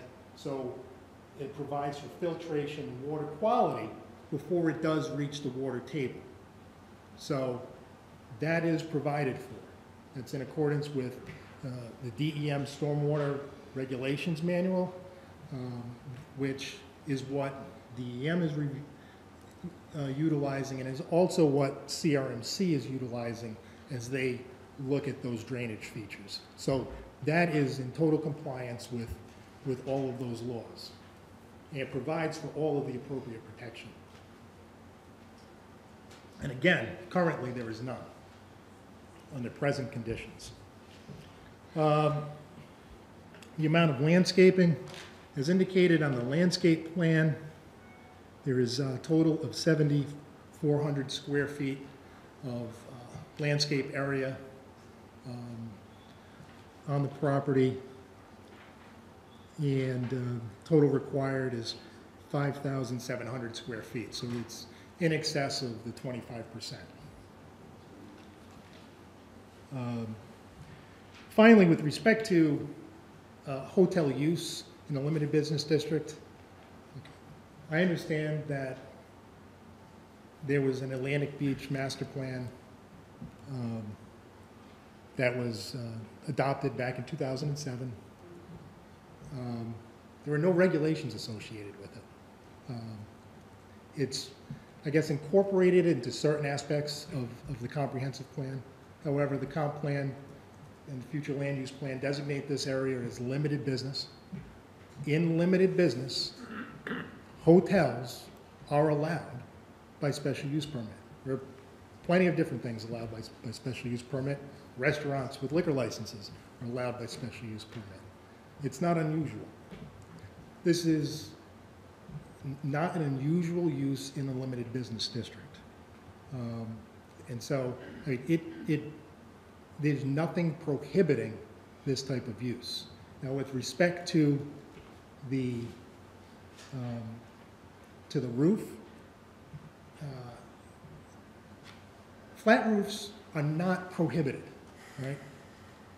The ordinance specifically says they may be permitted provided they tie in other architectural features, such as cornices, which Spencer has done with respect to this. So this is sort of what I would think is a Federalist style. Would that be correct, Spencer? Yes. A Federalist style type of architecture. This is not unusual in New England. And that's what he's done. That is allowable. Now, we call it a waiver, but the regulations provide that they may be permitted provided you provide those strong architectural features. Now, the other design elements relative to the waivers are really with respect to the materials to allow that hardy board, which is, it looks like wood, and the board is generally allowed.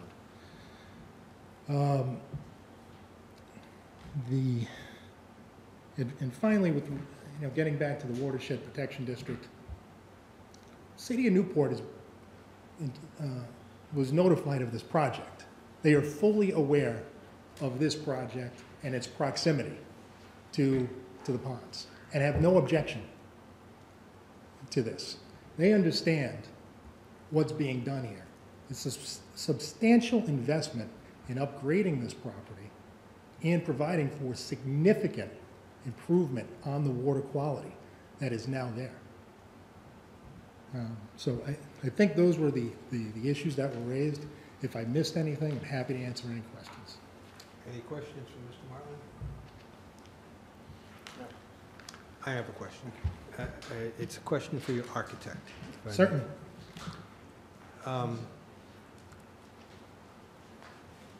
You described how you use the parapet to conceal the individual compressor units that are on the roof. My question is, could a slope roof design be done that accomplishes the same thing? At some level, yes. There's examples of those almost on every other hotel that's nearby. Well, I know there are slope roofs on other hotels. What I'm asking is, given your situation where you have these individual units on the roof and you use the parapet to conceal them, could you put a slope roof design on this building and still achieve that concealment?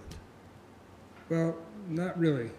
A couple of reasons. One, you would create sort of an odd situation where you have a roof coming up, and then you'd either have to put a parapet on top of that to screen the units, or you need to make a bathtub on the inside, which is kind of what the parapet does, but with a parapet, you can have a scupper that goes right through it. So instead of having this deep length of wood that you need to somehow get the water through and back out to the perimeter of the building, you're sort of challenged with that. So, this style roof line really does allow for the drainage of that roof a lot easier and conceal the overrun and the condensers. Does this design have scuppers?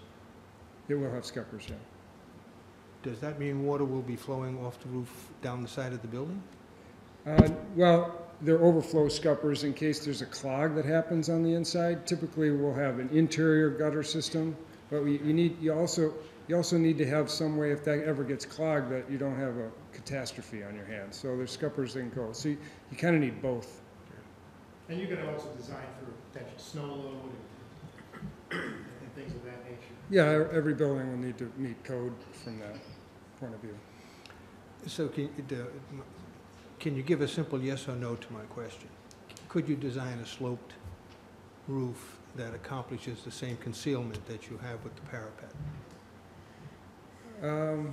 Yes, I think you could. It's done in other buildings.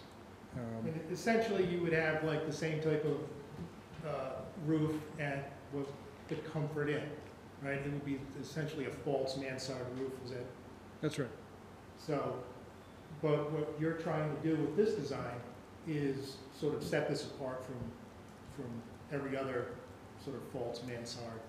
Yeah, really enhance it. All the other buildings basically just have shingles it's on the top floor with little dormers on each window. If you really look at them architecturally, there's sort of a fraud in a way because there's really no roof line there. It's just shingles that are at this really steep cant that are added to the top floor of the building. It's not really a pitched roof in a New England way. It's just sort of a way to skirt around A the rule. mansard roof is quite New England. What's that? A mansard roof has that steep slope. That's It's right. quite New England. That's right. Yeah.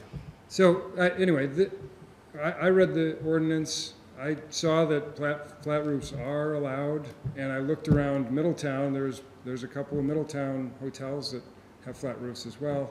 Some of them, I think, do it successfully, and others not. But I think this is definitely something that's happening, has happened in the town recently. I'm an architect in this town, so I take a look at those roofs all the time.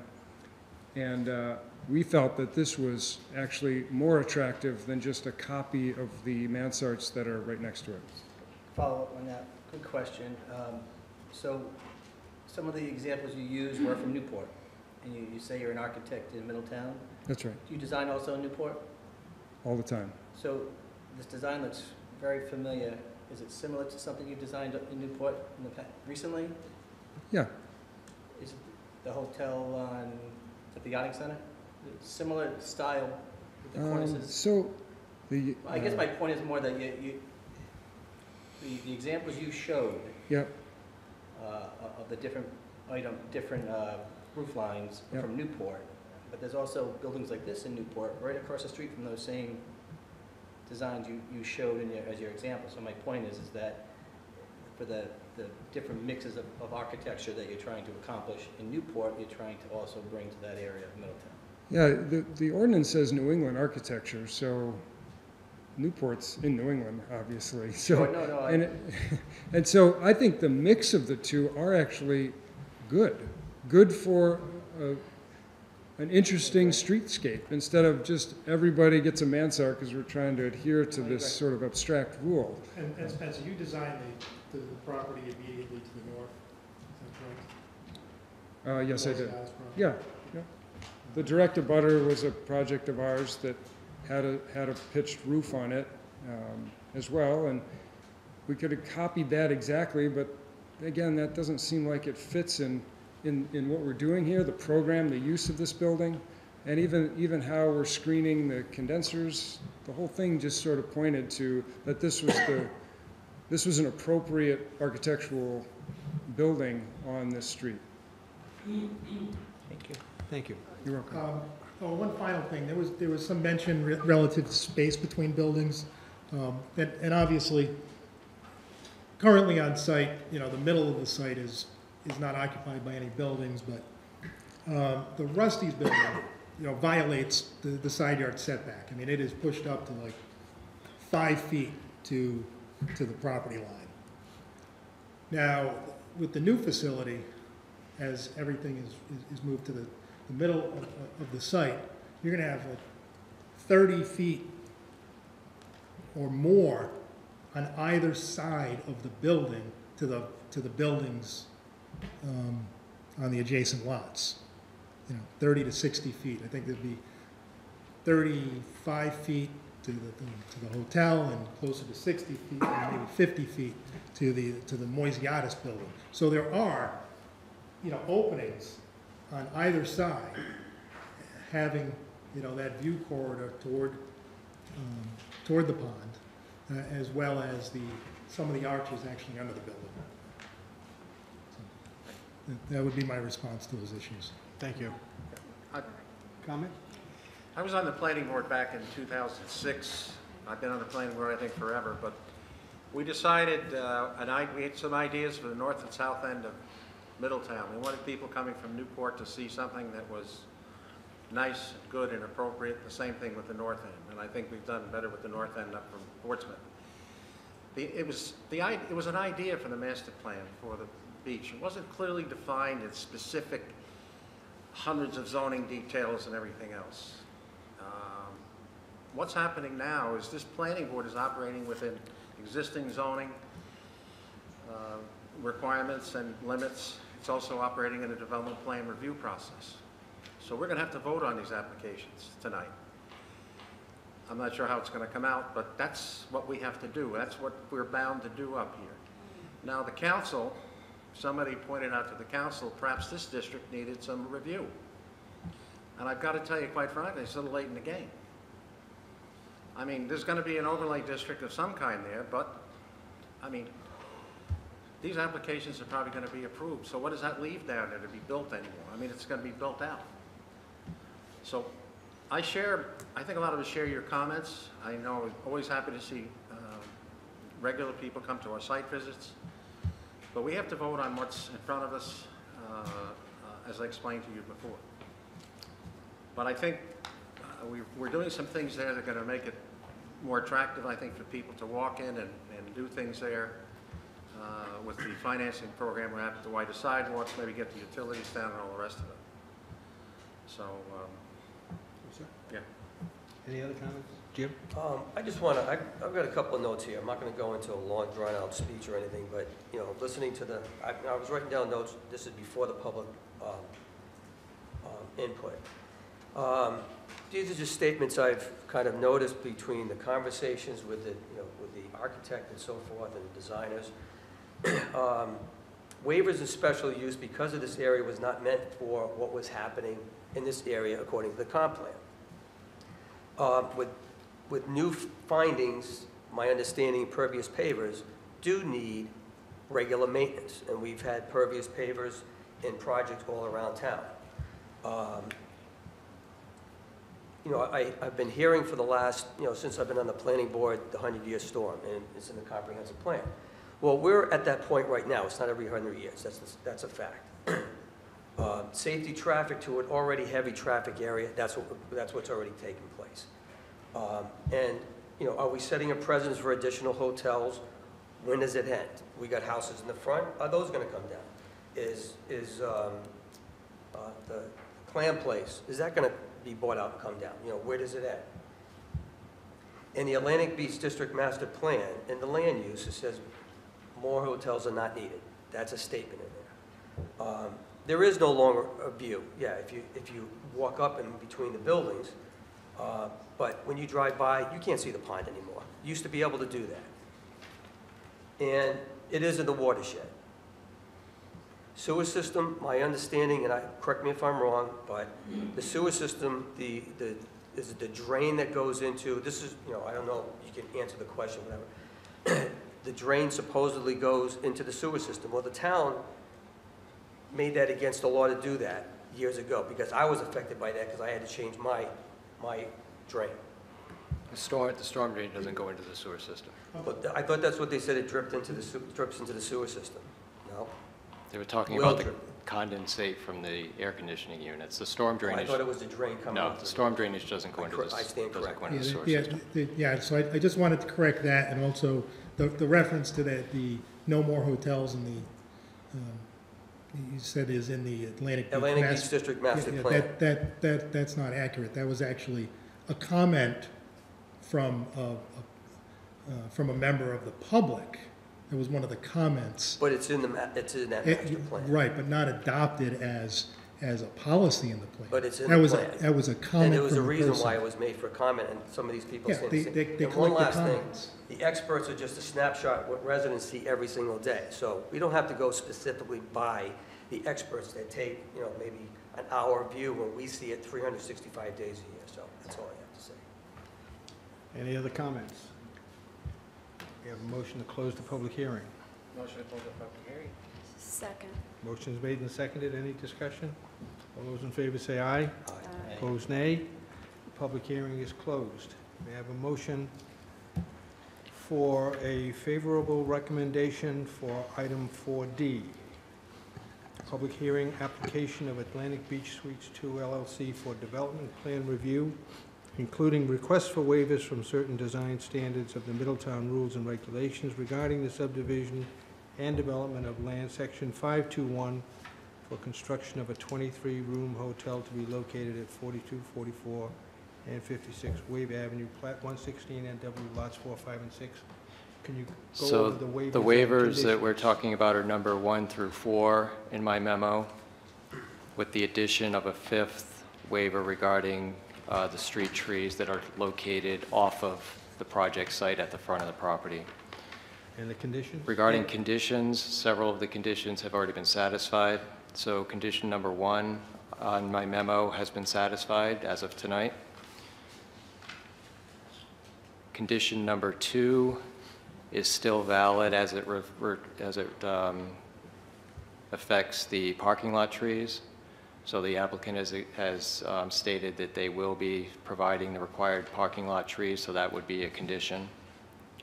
Condition number 3, exterior lighting plan has been provided to me, and it does meet the requirements. So it's no longer. It's no longer a condition, no longer right? needed. Condition number 4, the stormwater recharge calculations were provided to the town's consulting engineer, and he has reviewed those and approved them, so that's no longer a condition. Condition number 5, regarding the maintenance requirements, those have been added to the plan as requested. Condition number 6 is still valid. That would be the biannual or twice a year reporting to the town engineer and the building official on the maintenance of the stormwater system. And then, so what we have now are 2 conditions: the parking lot trees and the reporting on the maintenance. A 3rd condition was added at the suggestion of one of the board members regarding the exterior materials on the elevator shaft above the roof line, and the applicant has agreed that that would be clapboard, hardy plank clapboard siding. Similar material. So that would be the 3rd condition. So you've got 5 waivers, 3 conditions that the board is considering. Thank you. No. Oh, yes, correct. The condition waiver, number 3, we were going to add, just for clarification, Adjacent to the front patio. adjacent to the front patio. Yes. Yes. So I'll make that motion to grant development plan review approval based on the memo dated January 2nd, as amended tonight, the waiver requests, and the recommended conditions, that the applicant has met all of the required findings as spelled out in the memo. I'll second that motion. Motion is made and seconded. Any discussion? Yes, I'd like to say something. DJ? Yes, I'm in a quandary. I've heard both sides. I'm reluctant to approve this, and yet I realize that the applicant has met most of the requirements that we are asked to judge on. Therefore, it's very, very difficult, I think. That's my... So are we voting as a yea or a nay at this point? Yes? Do you have any further discussion? On D. We're voting on I mean E, I'm sorry, E. 4D. 4D. That's the public hearing, Development plan review application. Any other discussion? All those in favor? So, yeah, so I would just, to try to help you out, BJ, you know, the memo is pretty clear. Yes. Our town, like you said, it's been 4 TRC meetings, town consulting engineer review. They've addressed all of the requirements, elements, as much as possible, to the level of ultimately getting a positive recommendation from our TRC. And Jim, I understand but that's separate, that's a separate board as well. the TRC, I understand your personal experience is important to you, but we have got to listen to our And I am, and that's why that's why I'm vetting this. got to listen to our town staff. We've got to listen to our town engineers, consulting engineers. We've got to start taking ownership of that. No, this is part of the difficulty, and I think the difficulty happens to be with common sense. And I um, understand. We have to listen to and the I have a residents big as well. fight with common sense when I, So, Well, the other factor is that we have to deal with the ordinances that are on the books yes, now. Correct. that's what We do before have us. an overlay session coming up in the future where we can address some of these concerns, but for now, we have to deal with the ordinances that are on the books and, now. and, It's and what- and frankly, It is what it is. frankly, this is as close to an application for approval that we'll ever see.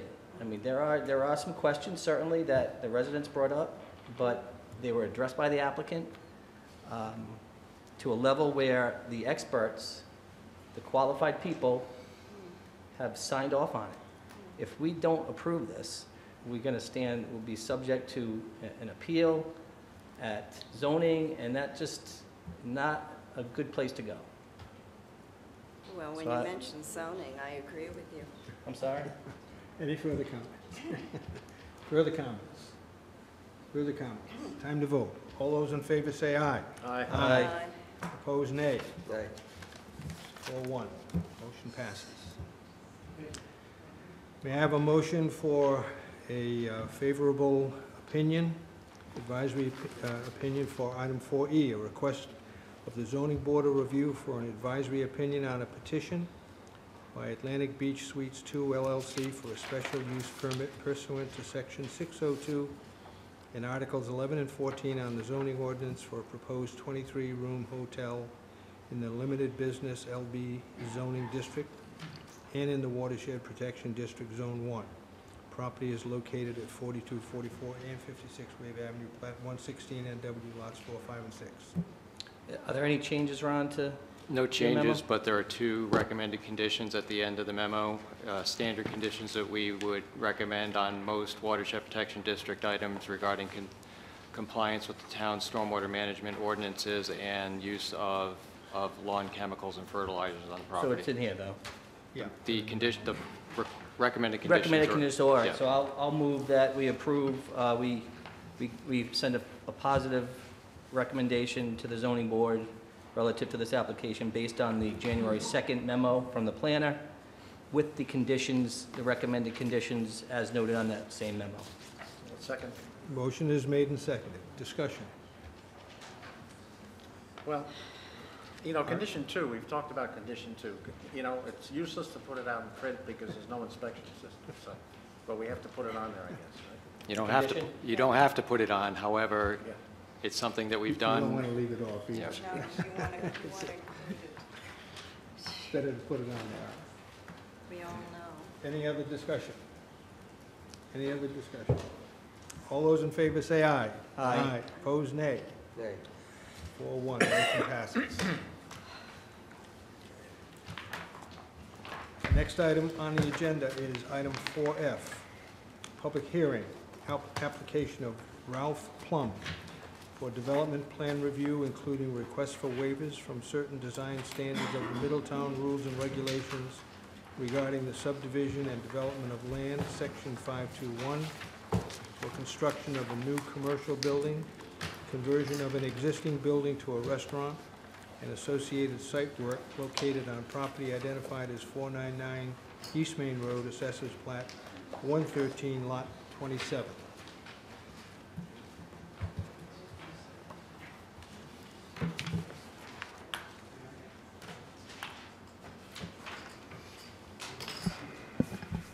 Mr. Martin. Good evening, Mr.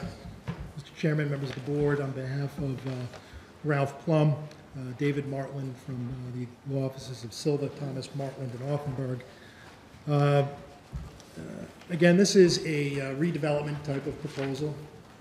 This property is located at the corner of Aquidneck Avenue and East Main Road on the south westerly corner. It's where the Grange currently exists. What Mr. Plum would like to do is acquire the property and convert the existing Grange building into a restaurant that would be located basically on the second floor. And on the first floor, he would convert that into some use for the restaurant as well as some office space.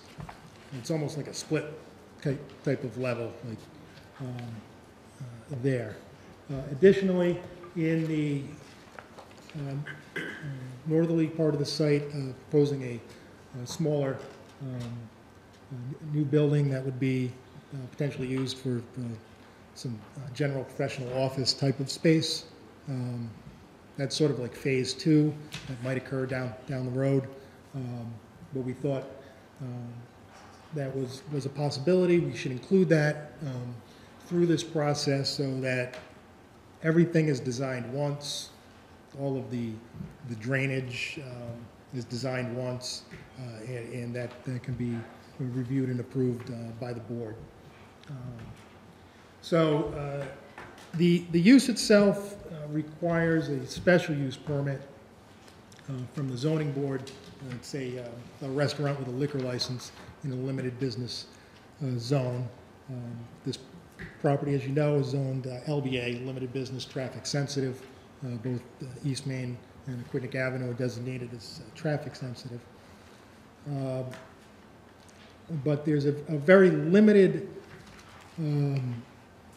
additional development associated with this site. Other than the small building, you've got some expanded, you get the parking area that will be redone, drainage associated with that. On the southerly or the south easterly side, there'll be a lift put in for handicap accessibility. The building itself will be upgraded, and I'll have Mr. Plum explain what he's intending to do relative to that. And again, just like any commercial project, we've got to go through development plan review, and so as part of that process, we submitted a development plan application. Because this is on 2 state roads, we're required to go to DOT. Mike Russell, who's the engineer associated with the property, he prepared the site plans. Paul Bannon, the traffic engineer, prepared the traffic review and analysis, the traffic study required by the state.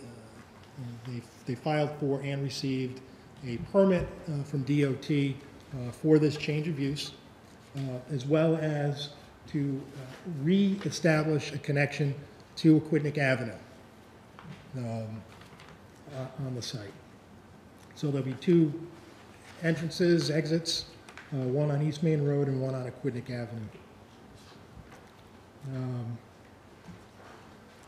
There is no DEM permitting required because the scale of the development is under the thresholds to file for any DEM permits, so that was not part of the application. But the other aspects relative to filing the development plan review, water availability, letters have been received from Newport Water Department. There's availability for sewer service, availability for electric, availability for gas. So Mr. Plum is really excited about the ability to bring part of what he's currently operating down at Brick Alley Pub. So I'm sure the board's familiar with Brick Alley Pub. You've got the pub downstairs, and you've got Plummy's upstairs.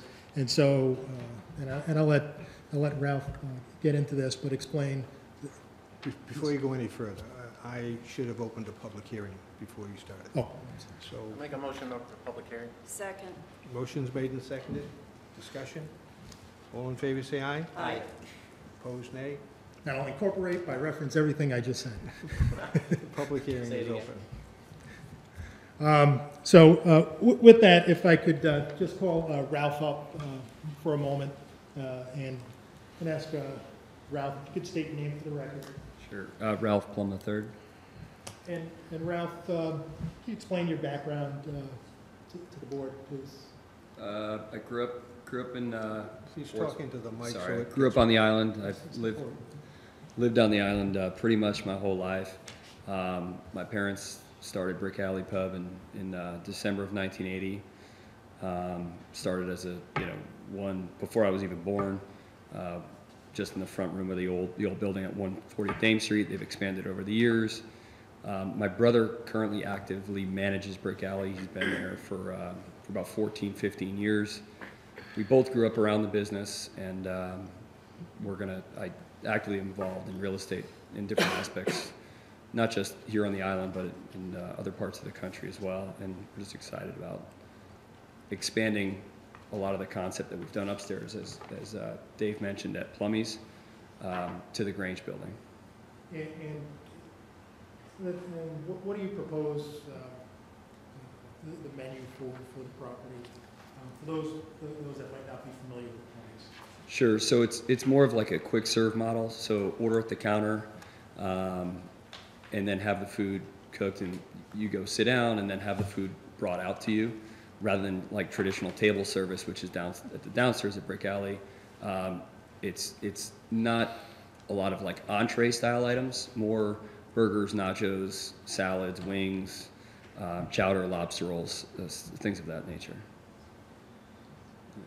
And now what do you propose to do with rehabilitating the building? Yeah, we're really excited about the building. We don't want to change much to the building. Architecturally, most people wouldn't notice a change. There's a couple chimneys that are in the building that are servicing old boilers that are going to be removed, but otherwise, really a facelift and paint, obviously, if you look at the building, but there's some trim that needs to get repaired. The main entrance will remain pretty much the same. As Dave mentioned, we have the lift going on the southerly border, and then an exit on the northerly border, or northern elevation. But that's the existing elevation, yeah. Oh, that's okay. So that's existing, and then proposed is pretty similar. And so on the top elevation,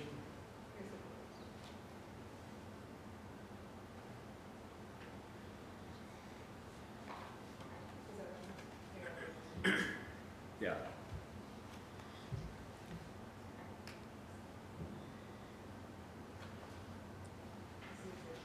so on the existing elevation, on the existing south elevation, there is, a staircase right to the rear, and that's where you're going to be proposing to put in the lift. Is that correct? Correct. To make that for handicap accessible. Exactly. Yes, I have a question. I had been told that there was a beautiful stained glass window which had some historical significance inside the Grange. I don't know if it's still there or it was removed or what. I've been in the building probably 30 times and haven't seen it. It must have been removed at one Maybe I point. haven't seen it, yeah. And I've been through Thank you. every square foot of the building a few times. Thank you. I don't have any further questions for Mr. Plum. I don't know if the board's going to have any questions. I do have Mr. Russell that was going to testify, as well as Spencer McComb. Well, why don't you bring up your other... If I might bring up Mr. Russell. If you could state your name, address for the record.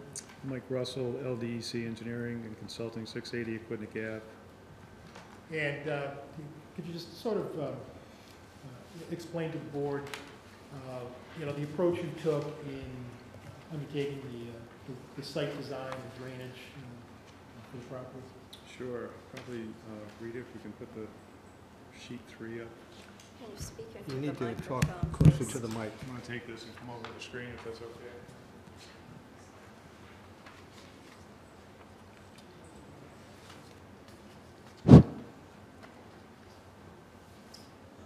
Okay, perfect. So to pick up where Mr. Martland had left off in his introduction, we had done a site visit with the board members last week to kind of get a feel for the property. I kind of explained what we were proposing in the way of site improvements. As has already been talked about with the existing building. It's primarily an interior and exterior renovation or facelift, as Ralph referred to it, but we are making some improvements on the exterior with access, some hardscape, landscape, loading area, and some lighting on the building, primarily for security reasons. The access to the site, as Dave mentioned, is currently the active access is off of East Main Road. We're maintaining that, and we're going to reestablish this access on Aquidneck Avenue. I think one point of clarification, I think Mr. Weber had asked the question at the site walk about, are there any restrictions on East Main Road? I think I was speaking about Aquidneck Avenue, where there are no restrictions. Vehicles are free to come and go in both directions. But at the recommendation of Mr. Bannon, which that report and analysis was submitted to DOT as part of our application with them, that is recommended to be restricted right in and right out. Yeah, I asked that question because across the street, as you know, there's a gas station approved. So, and with Dunkin' Donuts, the traffic is always pretty exciting there, particularly in the morning. Right, and we were kind of standing down here, and I was thinking about Aquidneck Avenue, and as I left the site, I think I wanted to clarify that here at the meeting. So that's that point of clarification. So we're maintaining the existing drive-through, so driveway, so it's going to be connected from East Main to Aquidneck. We're adding 39 parking spaces, which meets the requirement for these respective uses. As Mr. Marlin indicated, we're adding a building which we assessed as office use in our parking calculation, but it's roughly 2,700 square feet in area, in footprint area. All of the utilities for the development will be accessed within the site. We're not having to make any new connections on East Main Road or Aquidneck Ave. As Dave mentioned, we made a request to the City of Newport for water service. There is an existing water service to the Grange building now. We're just simply going to tap off of that for the office building. During our TRC meeting, Mr. O'Loughlin addressed the sewer connection. There's currently an easement and sewer line on the property, so we are going to extend these services from both structures into that existing line. Stormwater management, we had done some soil testing out here. The soil is not the greatest, typical Aquidneck Island soil. Groundwater is reasonably high, consistently about 3 feet around the site. Our approach here is what I would call a LID, low impact development system with filter, bioretention, rain garden, bioswale type of approach. Very shallow, low profile, not designed to be traditional infiltration systems. They were not designed to perform in that manner, but there will be infiltration that takes place throughout the fluctuation of the groundwater throughout the year. The drainage on site essentially flows from this southwest corner of, northwest corner of the property down to Aquidneck Avenue. As everybody can see from the site visit, it's a fairly flat piece of property. It ultimately ends up in this 10-inch culvert, which goes under the existing driveway. As part of our DOT application, we proposed to replace that. They, in fact, insisted on that. So it's going to be an in-kind replacement with ductile iron pipe instead of a corrugated metal pipe, which will withstand the vehicle loads. Site lighting for the property, for the project, we have, maybe if you could fast forward to, I think it's sheet 7, 6 or 7.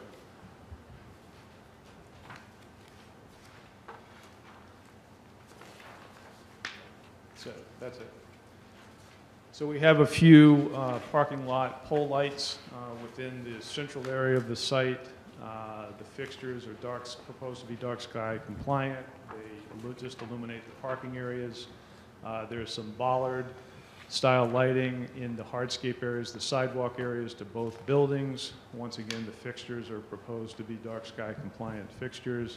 And as I mentioned, on the buildings, there'll be wall packs, which are downward deflecting or downward projecting, also dark sky compliant.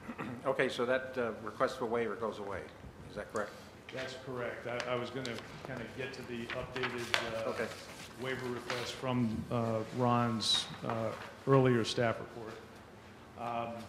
Landscaping, we are engaged with Pam Rogers, Verdi Design, who did the landscape design. So what's being proposed here is street trees along Aquidneck Avenue with some infill, some buffer to the properties to the south and partially to the west. There's an existing hedge here along Aquidneck Avenue, which we are going to maintain, and we are counting that as vegetated buffer to that property. Here. As I mentioned in the site walk, the gas service to the Grange building is along the westerly property line. There's three very mature trees that we plan on keeping, but in terms of a traditional buffer out to the boundary, we are asking for a waiver of that because of the gas line location. Can I ask, there's a bioretention area in there that's going to, it looks like you designed it around the trees? Yes, we did, yep. So it's the existing trees you mean? Yes. Yes, they are designed around the existing trees as to not cut into that root system. So the depression is outside the line of the trees. It's a small depression. It's a very small. This is, yes. This entire drainage system is very, very low profile. So it's built on premise of heightened water quality, limited recharge, and volume mitigation. Grass bottom, yes, maintained. Right. With the exception of the filter strips, which are stone right. Diaphragm with under drains.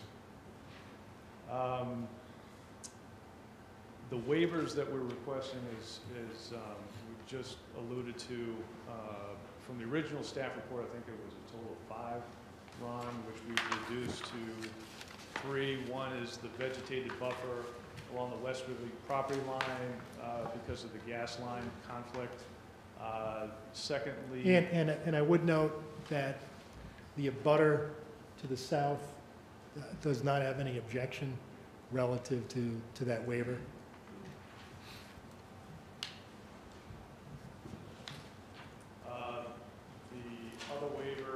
The parking lot trees because of, Rita, can you go back to sheet 4, please?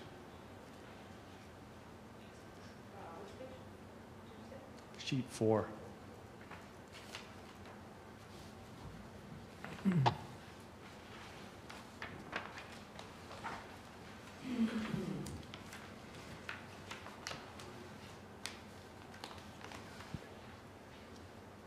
So because of the proximity of the stormwater practices to the parking area, and there is some landscaping proposed within these, we elected to pursue this waiver because it's just not practical to plant trees in these types of practices as they would interfere with their performance. And then the last waiver, which relates to the building, I'll let Mr. McComb speak to that, and that's for the Hardy Board request. As Mr. Marlin mentioned, we have DOT approval for a physical alteration permit application. And with that, I'll be happy to answer any questions board members might have about the site improvements. Yes, I would like to ask a question. I also made the comment about entering East Main Road to make it a right-hand turn. My other thing was for the Aquidneck Avenue exit. perhaps to put a yield sign so that people would stop and look, because to turn left, it would be difficult at certain times. A yield sign leaving the site? Yes. Oh, there'll be a stop sign there. Okay, a stop sign. Yeah, definitely a stop sign. Yes. Can I add to that? So I was kind of thinking of the same thing where, you know, it is a traffic-sensitive area, safety issue, because we have a school with 5 grades there that kids are walking constantly to frosty freeze. And just to be looking out for that, because this is traffic sensitive, we have a potential, I'm assuming, a gas station going across the street, which is going to add that much more traffic to it. Coming in from driving east, driving west, now they got to cross in traffic heavily coming this way. Is there going to be like I'm trying to think of, okay, is there a better way of it in this way and then out that way? Because crossing 2 lanes, trying to go north on East Main, on Aquidneck, you got to cross 2 lanes as well. And that's a very heavy traffic area, especially during lunch and especially during, you know, people coming out of work and Friday afternoons and what have you. So you're talking about Aquidneck now? Well, I'm talking about both, but the entrance and exit, trying to make it more doable for that particular business, because it is a tough place to be. So. And again, and Mr. Bannon can certainly report his recommendations, but the intent here is right in, right out on East Main, and no restrictions on Right in, right out on East Main? Right. So you can't come from Portsmouth and turn in? That's right. That's, But you can turn and you can't go north on Aquidneck Avenue if you're coming out, because that means you have to cross 2 lanes. You will be able to go north on Aquidneck. It's a right-in, right-out on East Main only. So exiting the site onto Aquidneck, you could take a left out or a right out. So right in, right out, basically taking the northbound lane out in terms of that access. Aquidneck Ave is not restricted at all for either of them. Is it appropriate to ask, I mean, if Paul's going to testify, but the signage on that, maybe he should do that. Sure. Unless you. No, I'll let Do you want to do that now? Sure. Yeah, I Okay. think that's.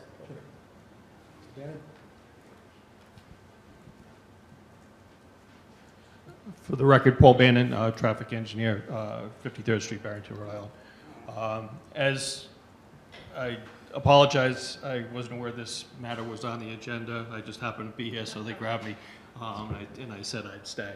But our review of the project area, you know, I'm very familiar with the area. We had major discussions of the intersection. To be consistent with what I had proposed on the opposite corner, we made recommendations for restricted access on East Main because of it's on the approach to the intersection where cars stack up and we don't want cars turning across queued traffic. That's when you have the accidents. So we recommended we restrict the East Main Road intersection or driveway to turn right in and turn right out. If you want to go south on East Main, you get on Aquidneck, exit via the signal, and turn left at the signal. That's what was proposed for the other property, Paul, right? The other way, you wanted me to You don't restrict. believe that? You wanted me to restrict the access on East Main to right in, right out, and I said that's not a good idea because we're not turning across traffic. We're turning. We're on the downside of the traffic signal, so there is no conflict. We're not turning across traffic like Dunkin' Donuts is, which Dunkin' Donuts is the issue. This would be a similar situation on this one. So we want people to turn left. We want people to turn left safely at the traffic signal. Let's talk about this project. Yes. That's what I'm talking about. Because he brought it up, and I just wanted to clarify. But that's what I'm talking about. We want people to safely turn left at the traffic signal versus across 3 travel lanes on East Main. To turn left into the property, same thing. You'll turn left at the signal and then right into the property.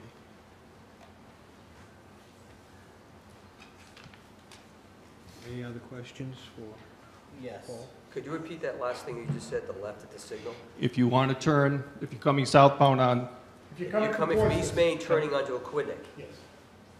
Correct. You're heading south on East Main, and you want to turn into the property.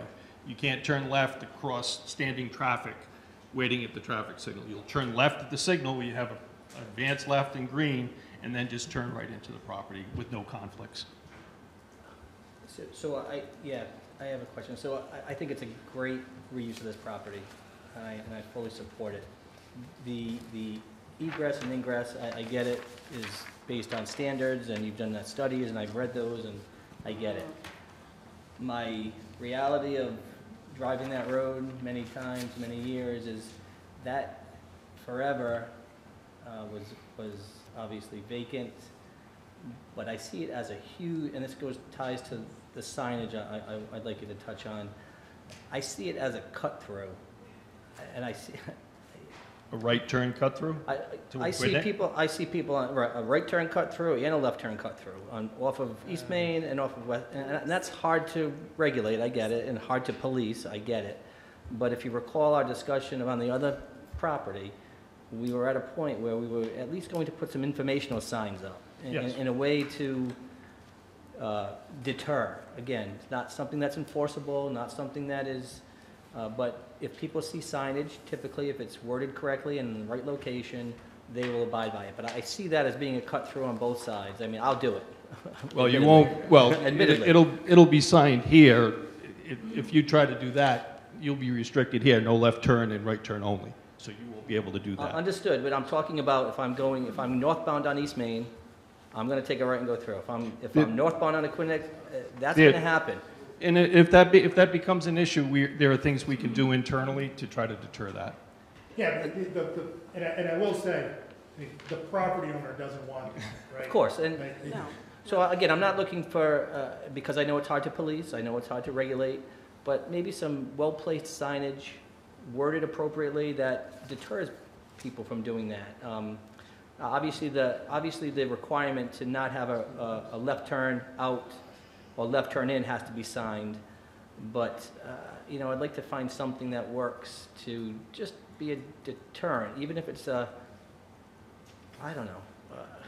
We do it in other places, but I'm looking There's for... definitely gonna, that's a great point, because, the property owner doesn't want this becoming a cut-through, and so there's definitely gonna be signage. There may be speed bumps, to kind of prevent that, because, That's a good idea. You don't want that activity. And cut-through traffic is not slow traffic. They're cutting through for a reason. I think speed And bumps are a that's great not what idea. we want through the property. I mean, because it's all about speeding through there to get from point A to point B, and that's what we all do. Speed bumps would probably take care of it. Can I ask one? Is that something we can suggest as a condition, or is that not within our purview? Well, it's not within the regulations. Okay, fair enough. If it becomes an issue, it's Okay. something we would want to do. Very well. But again, we can add signage, no through traffic, those types of things with the signage restrictions. So are there going to be, I'm trying to think, are there sidewalks on Aquidneck Avenue on that side of the property right now? No. And if not, are they going to be added? Because that'll help with, I'm telling you this, you've got 700 or 800, if not more, students that come out of that building with buses and walkers that come into that area. And when Frosty Freeze opens up on April 1st, it's going to be like, DOT, like a concert of people. DOT is presently in the process of designing a reconstruction of Aquidneck Ave from this intersection to Green End. They're presently redoing the Green End intersection, but that'll be piggybacked with the total reconstruction. They're going to do the drainage, they're going to do sidewalks. That's presently You'll on. have the kids cutting through and bigger traffic coming this way. DOT is looking at doing all those things. That'll probably be put out on the street sometime next year. And I think, Jimmy, the sidewalk is envisioned to be on the east side of Aquidneck Avenue, on the school side. But in this case, you're going to have. But they may kids extend it crossing up that here, road because they need to depending get across on that its. road to get on. And that's something that the town, through their engineering and planning department, because they will see the plans that the DOT to make sure that you get or they address the concerns that you have in this area. We have a meeting with and DOT. obviously, for the kids to get across East Main Road, they're gonna want them to be up at the signalized intersection in the crosswalk there, as opposed to cutting through and going where there is no crosswalk. Yeah. So everyone's gonna be, They gotta get them there. you know, Safely. directly They gotta get them up to there. this location. Yeah, depending on what they do down at the school relative to sidewalks across from David's office, whether they allow children to cross there or they want them to stay on the east side and go all the way down to Green End before, because it's all commercial in that area. There might be residential areas, so they probably provide connections to those residential areas. But in the commercial areas, they want to cross at particular locations, safer locations. How close are we to that happening?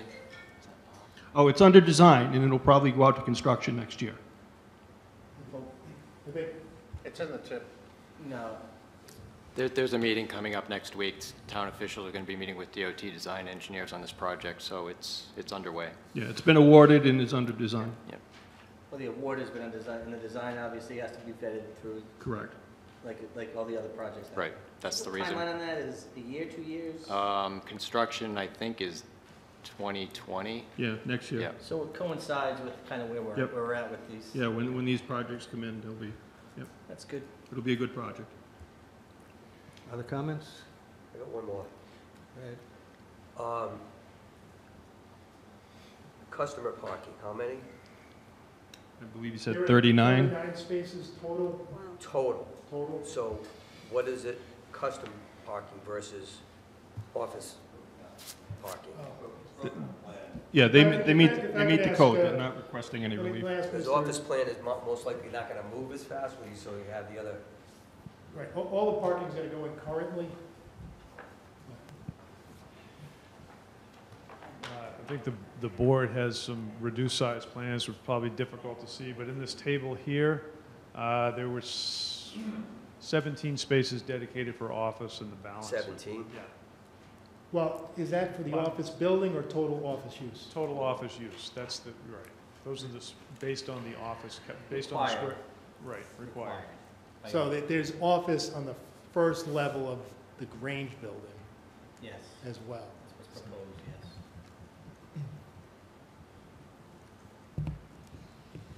Other questions? Any other presentation? I've got Spencer McComb to go through the architectural drawings and renderings for the proposed new building. If I could go, Spencer. Spencer McComb, Courts and Design, 42 West Main Road. Just a brief overview architecturally. We're all familiar with the building itself that's there, 1920s building that has suffered fairly long neglect as the Grange went down in their ability to keep up with the property, and probably even years before they were actually meeting there. So the building has really not been touched, addressed, fixed, probably since its inception. The building has a lower level when you walk in. Actually, you rise about 4 feet to get into the landing, if you will, and then kind of like a church, it's a couple of stairs up and a few steps down to a partially buried basement level. The upper level, as we've been talking about, would be restaurant, and our plan, the owner's intention is to leave and preserve the building as much as possible. So the exterior of it will essentially just be fixed, completed, parts that are broken or rotted, replaced. The roof is in serious need of repair. And just kind of brought back to its original splendor. We've reviewed the property with the State Historic Preservation staff, and they also are concurring with our use of it. It was part of the due diligence we did when we first looked at the property. So they came by, they're very happy that it's really not being augmented, save some egress that we need just for the use that's going to be in there. Even if it was an assembly space of any kind, it would still need the stairs and egress that we're providing, as well as an ADA access that's tucked around on the side and the back, the least visible of all sides. So besides that, we feel like it'll really be a nice jewel, return to its original splendor, and then put back to use in this way. The other building that's on the site was intended and designed to be in concert with this. So not to overpower it, not to be in competition, but to essentially be a quiet building with sort of a simple shape that would not take away from the Grange and be pulled as far away from the Grange building, so no additions or anything that would distract from the sort of simplicity that the Grange has today. And so that all the standards that are in place were followed, although the Grange does not meet the standard of the articulated facade. We did incorporate some of the standards that you guys have in your standards in the new design of the new structure that's there. Again, this was a phase 2 building. This one is designed so handicap can access straight from the road. They don't need to take a lift or a ramp. So there are some differences that we had to take. So it's 2 levels with the lowest level being on grade. And that kind of made sense. But again, simple roof lines, just so that it kind of felt like it was part and parcel of what is already happening with the Grange. Not an exact copy, but has the same flavor, same materials, same roof lines. But trying to incorporate just a little bit of all the standards that are before us that you look over. Hooray, we get to keep a pitched roof. I was saying, no flat roof on this one. One for the team. Good. Can we address any of the waivers that might be on there related to that, Ron? What do you? Waivers that are, it sounds like the ones that we typically had to. There are three waivers. The lighting has been addressed. Yep. Siding materials is a requested waiver. Yep. Screening elements is a waiver, and that's just for the westerly property line. And then required parking lot trees is a waiver. So 3 waivers. Three waivers, yeah. I would note, with respect to the parking lot trees, as if it, the members who were out there during the site visit, there are trees along that southerly border that are deciduous trees, that are mature trees, that have got a significant caliber. Those are all being maintained. So they're not coming down. As well as, I think there were 2 other, or no, there were some mature, the one on the property is dead, and then there were some mature trees on the, just on the sort of the boundary line. So there are trees on site. There are no added parking lot trees coming, being proposed, but we are maintaining that whole row of, I don't know, what are they, cherry laurel trees? Yeah, fruit trees on The cherry trees where the gas line is, those are on this property. That's correct. And those trees will remain. I believe they said they needed pruning, so presumably the owner will take care of those trees. That's correct.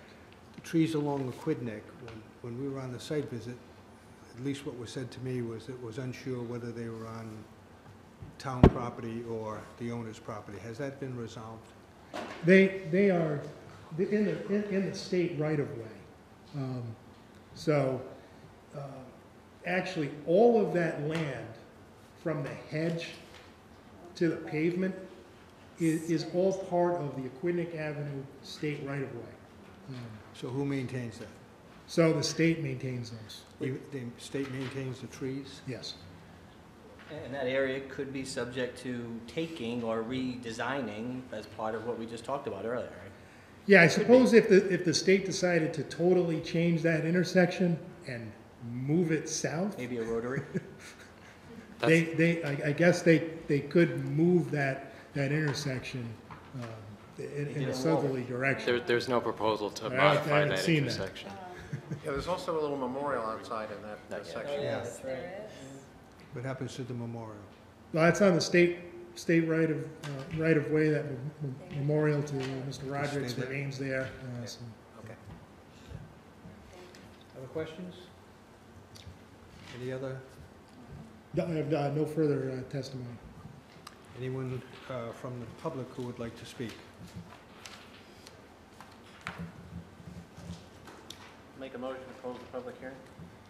Second.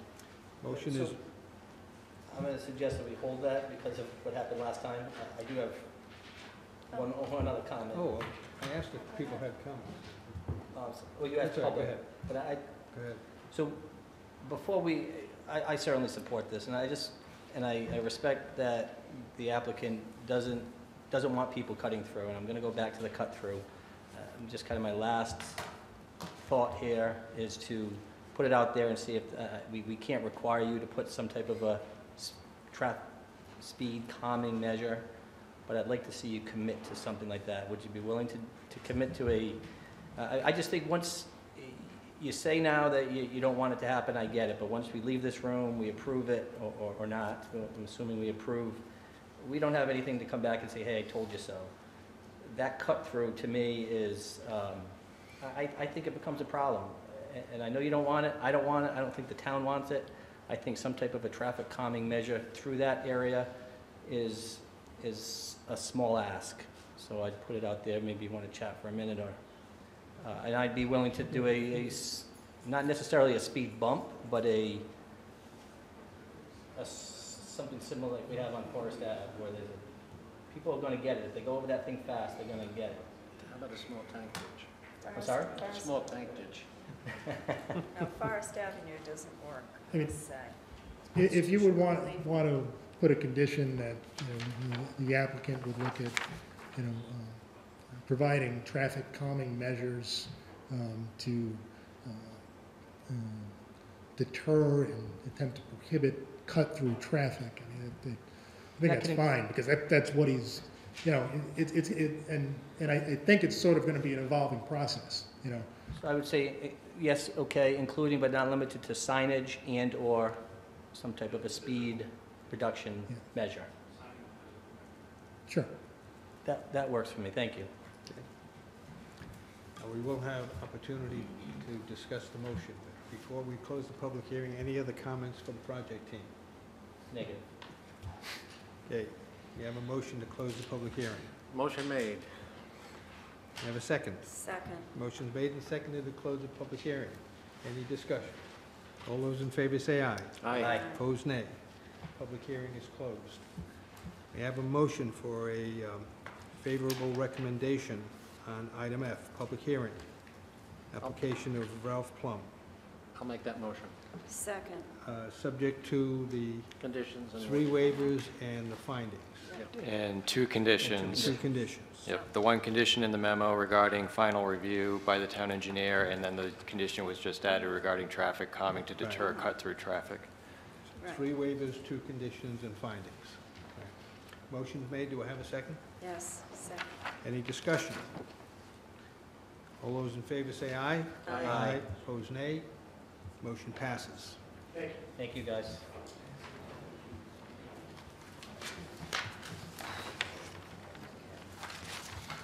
Anybody want to take a break? Or Plow through it. Plow through it. Plow through it. Yeah. Okay. Plow through it. Next item.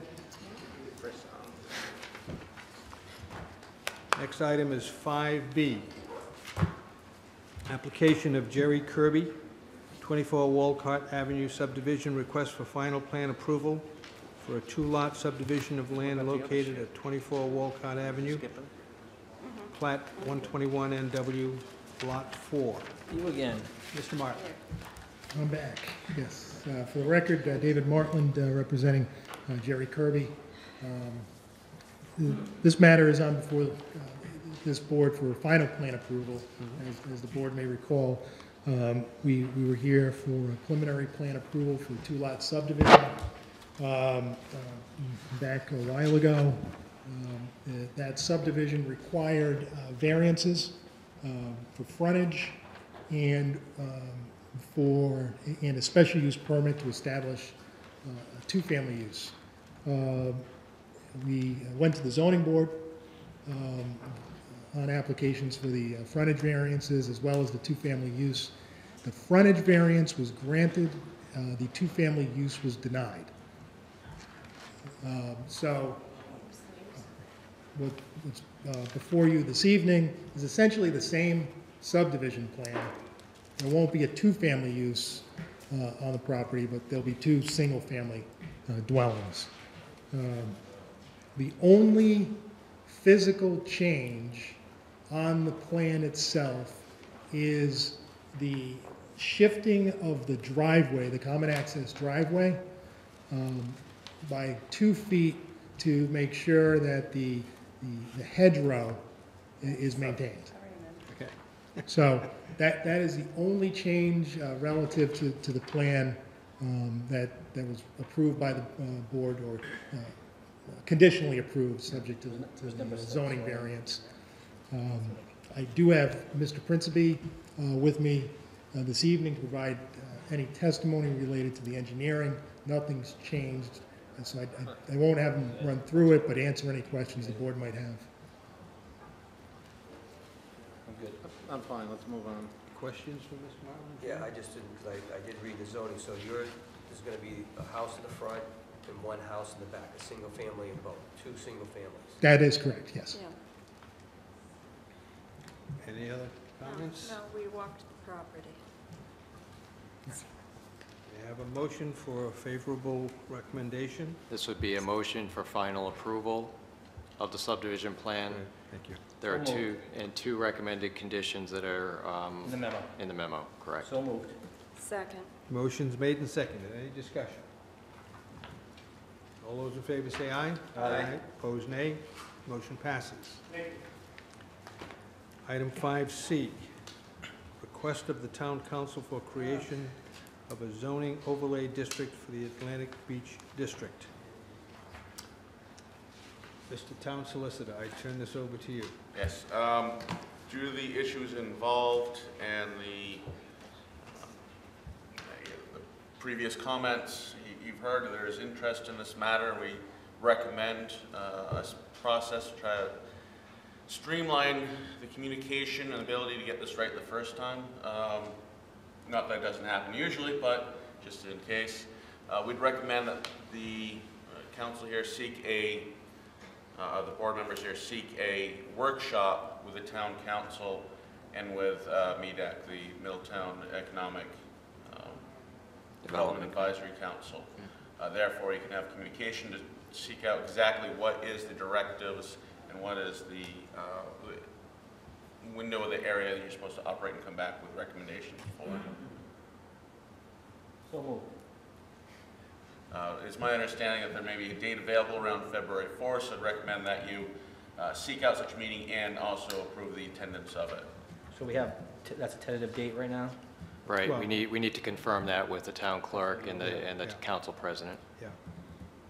So I have a motion. Do I have a second? Second. Motion made and seconded. Any discussion?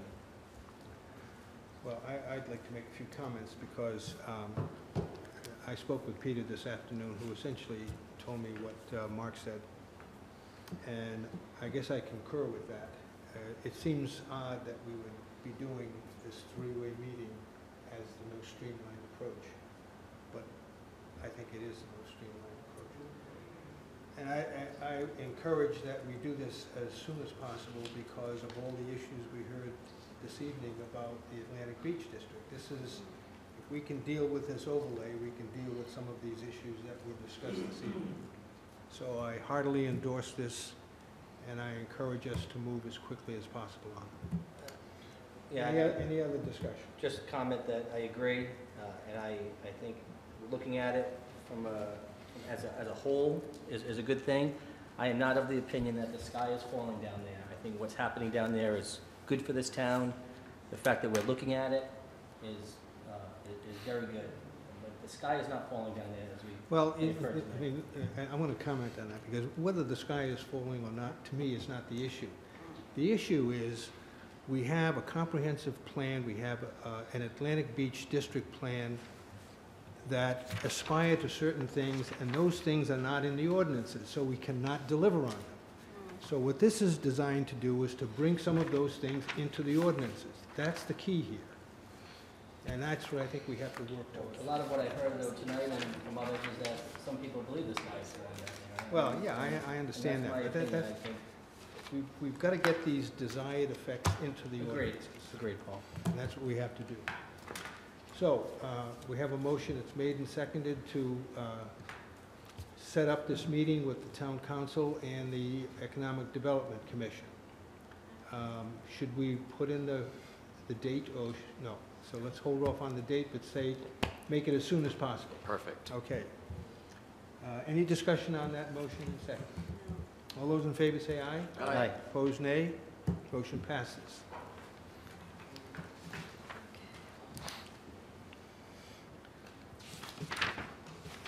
The next item is item 4G, the review of Group 3 of proposed amendment to the Middletown Comprehensive Community Plan, future land use plan to achieve consistency between the zoning map and the future land use plan. So I'm going to ask Rita to go through this as quickly as humanly possible. You go, girl.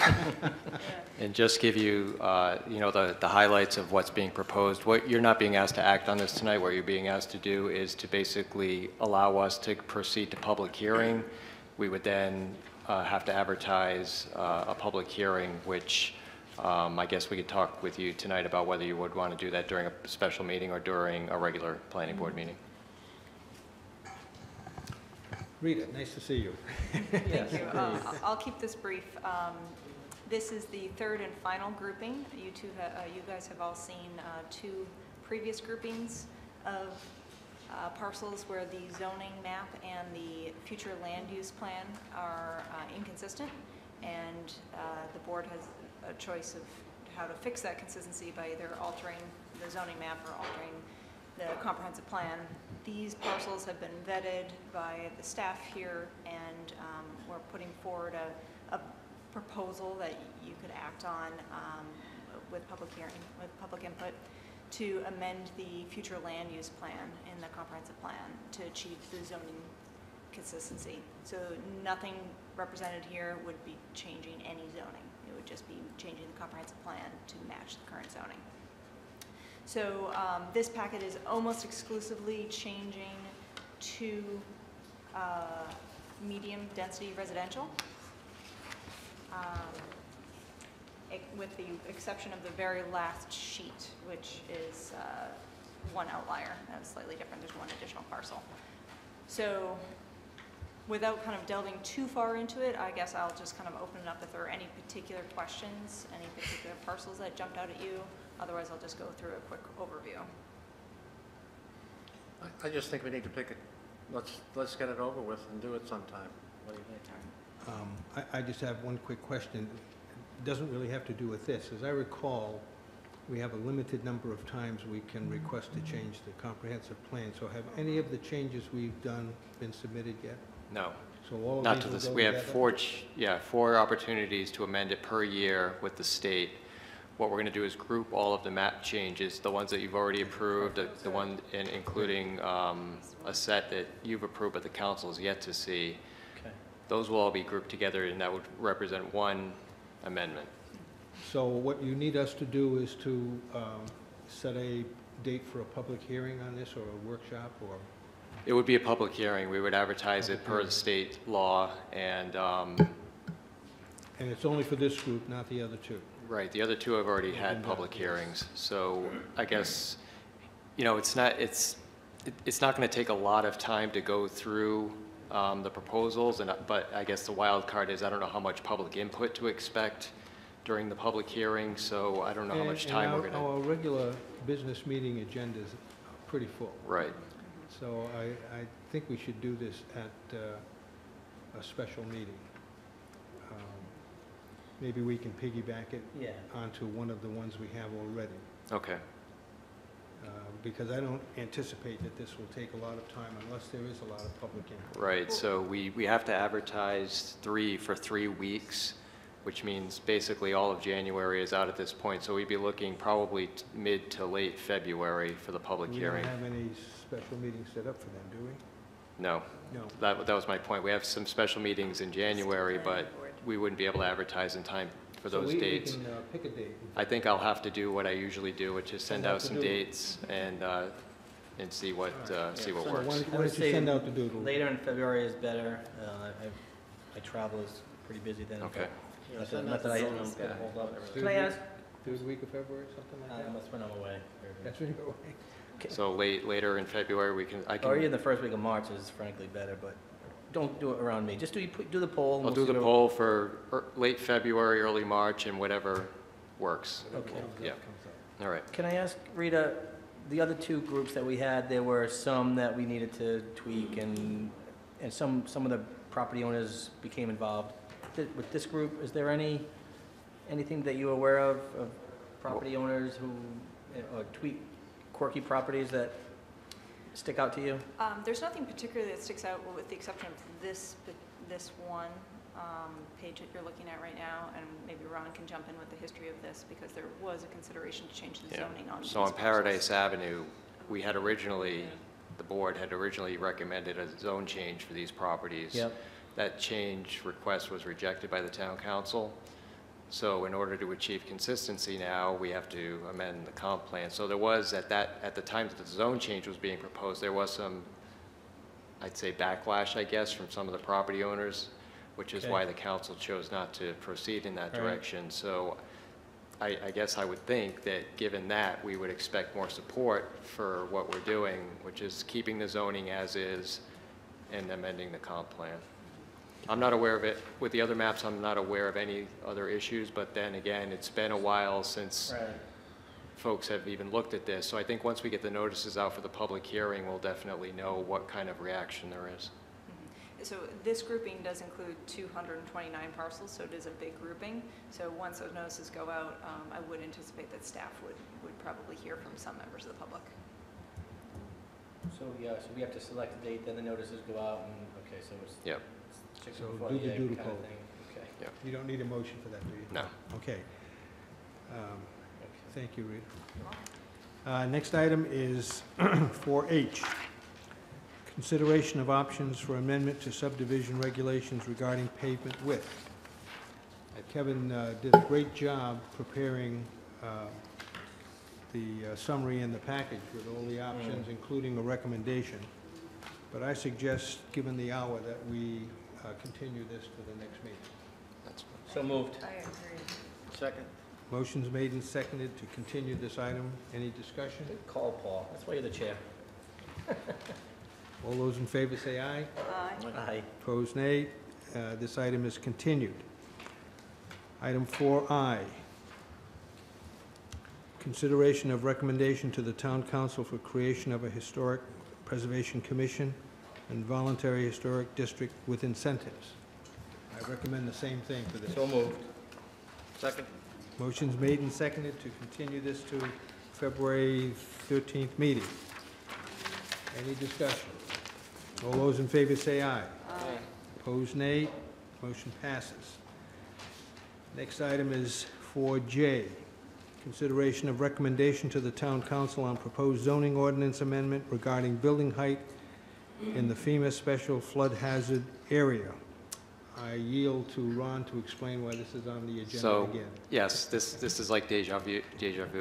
The planning board had already sent forward at your last meeting a vote in support of these amendments. However, I neglected to ask you to make the required findings as part of that recommendation. So all I'm asking you to do tonight is to vote to send the amendment, which is the same amendment you already sent forward, send it forward to the Town Council with the findings that I've included now on the memo to you that are required under state law, and that includes finding number 1, which is finding that the amendments are generally consistent with the Middletown Comprehensive Plan, and finding 2, which is that the recommendation is made in recognition and consideration of applicable purposes of zoning. So with those 2 findings, the recommendation of the planning board would be in compliance with the state law. Make a motion to forward the findings to the town council for their review. Second. Motion's made and seconded. Any discussion? Question. Did Jack Kane have an opinion on it at all? I haven't gotten any response from him, no. Okay. 'Cause he'll be chiming in at council anyway, but I'm just curious what his, I've run into him several times, haven't had a chance to see what his take is, but curious, that's all. Any other discussion? All those in favor say aye. Aye. Opposed, nay. Motion passes. Next item is item 5D. nomination of a planning board member to serve on the Middletown Conservation Commission. I would like to request to see if anyone is willing to do that. Hearing not, I nominate Liz, who has indicated she is willing. Love it, she's not here, she could do something. Yes, second. So, let's put Liz as the planning board's representative to the Conservation Commission. Do we need a motion for that? Yes, please. May I have a motion to put forth Liz Drake as the planning board representative to the Conservation Commission? Second. So moved, second. Motion's made and seconded. Any discussion? All those in favor say aye. Aye. Opposed, nay. The motion passes. Updates. Ron prepares this memo routinely now that gives the update on all of the activities that we have acted on, actually. And it's impressive, and it's a good way to keep track of it. I think we can just let people read it before going. There's nothing new on BRAC? No, nothing. No? Committee reports, use table?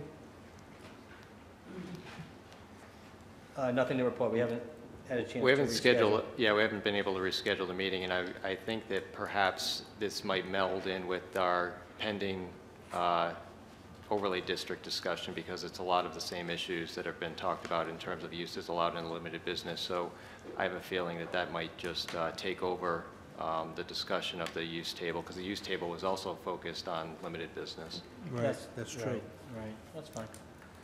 Tree Commission? Having a BJ? meeting tomorrow at 4 o'clock. Open Space and Fields? There was a conflict with our meeting and theirs last month, so we... And we don't have a rep on Conservation Commission. Do you know if there was a meeting held? I'm not sure. Not sure? Okay. And upcoming meetings, on the 15th, we have the special planning board meeting regarding fire protection. Yep, And we're so still that's going forward with that. Monday at 4, yep. Okay. January 30th, the public hearing on proposed amendments. That was distributed, and then our regular meeting on the 13th.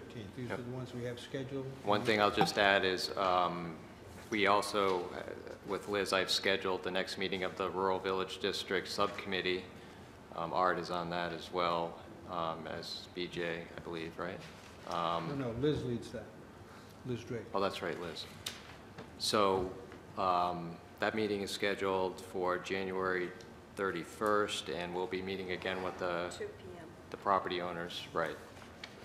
Hopefully. Well, that's good. That's good. That's Yep. very good. Yeah, okay, very good. The fire protection. Anything meeting is else? the 15th. Yeah, Is the 15th, yeah.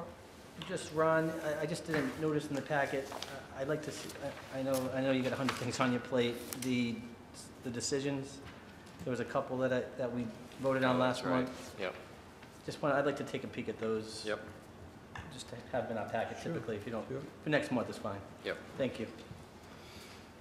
Have a motion to adjourn? So moved. Well, we got one other thing in here, I'll just say a quick, Yeah, that's good. I went up to training with Grossmart in Warren.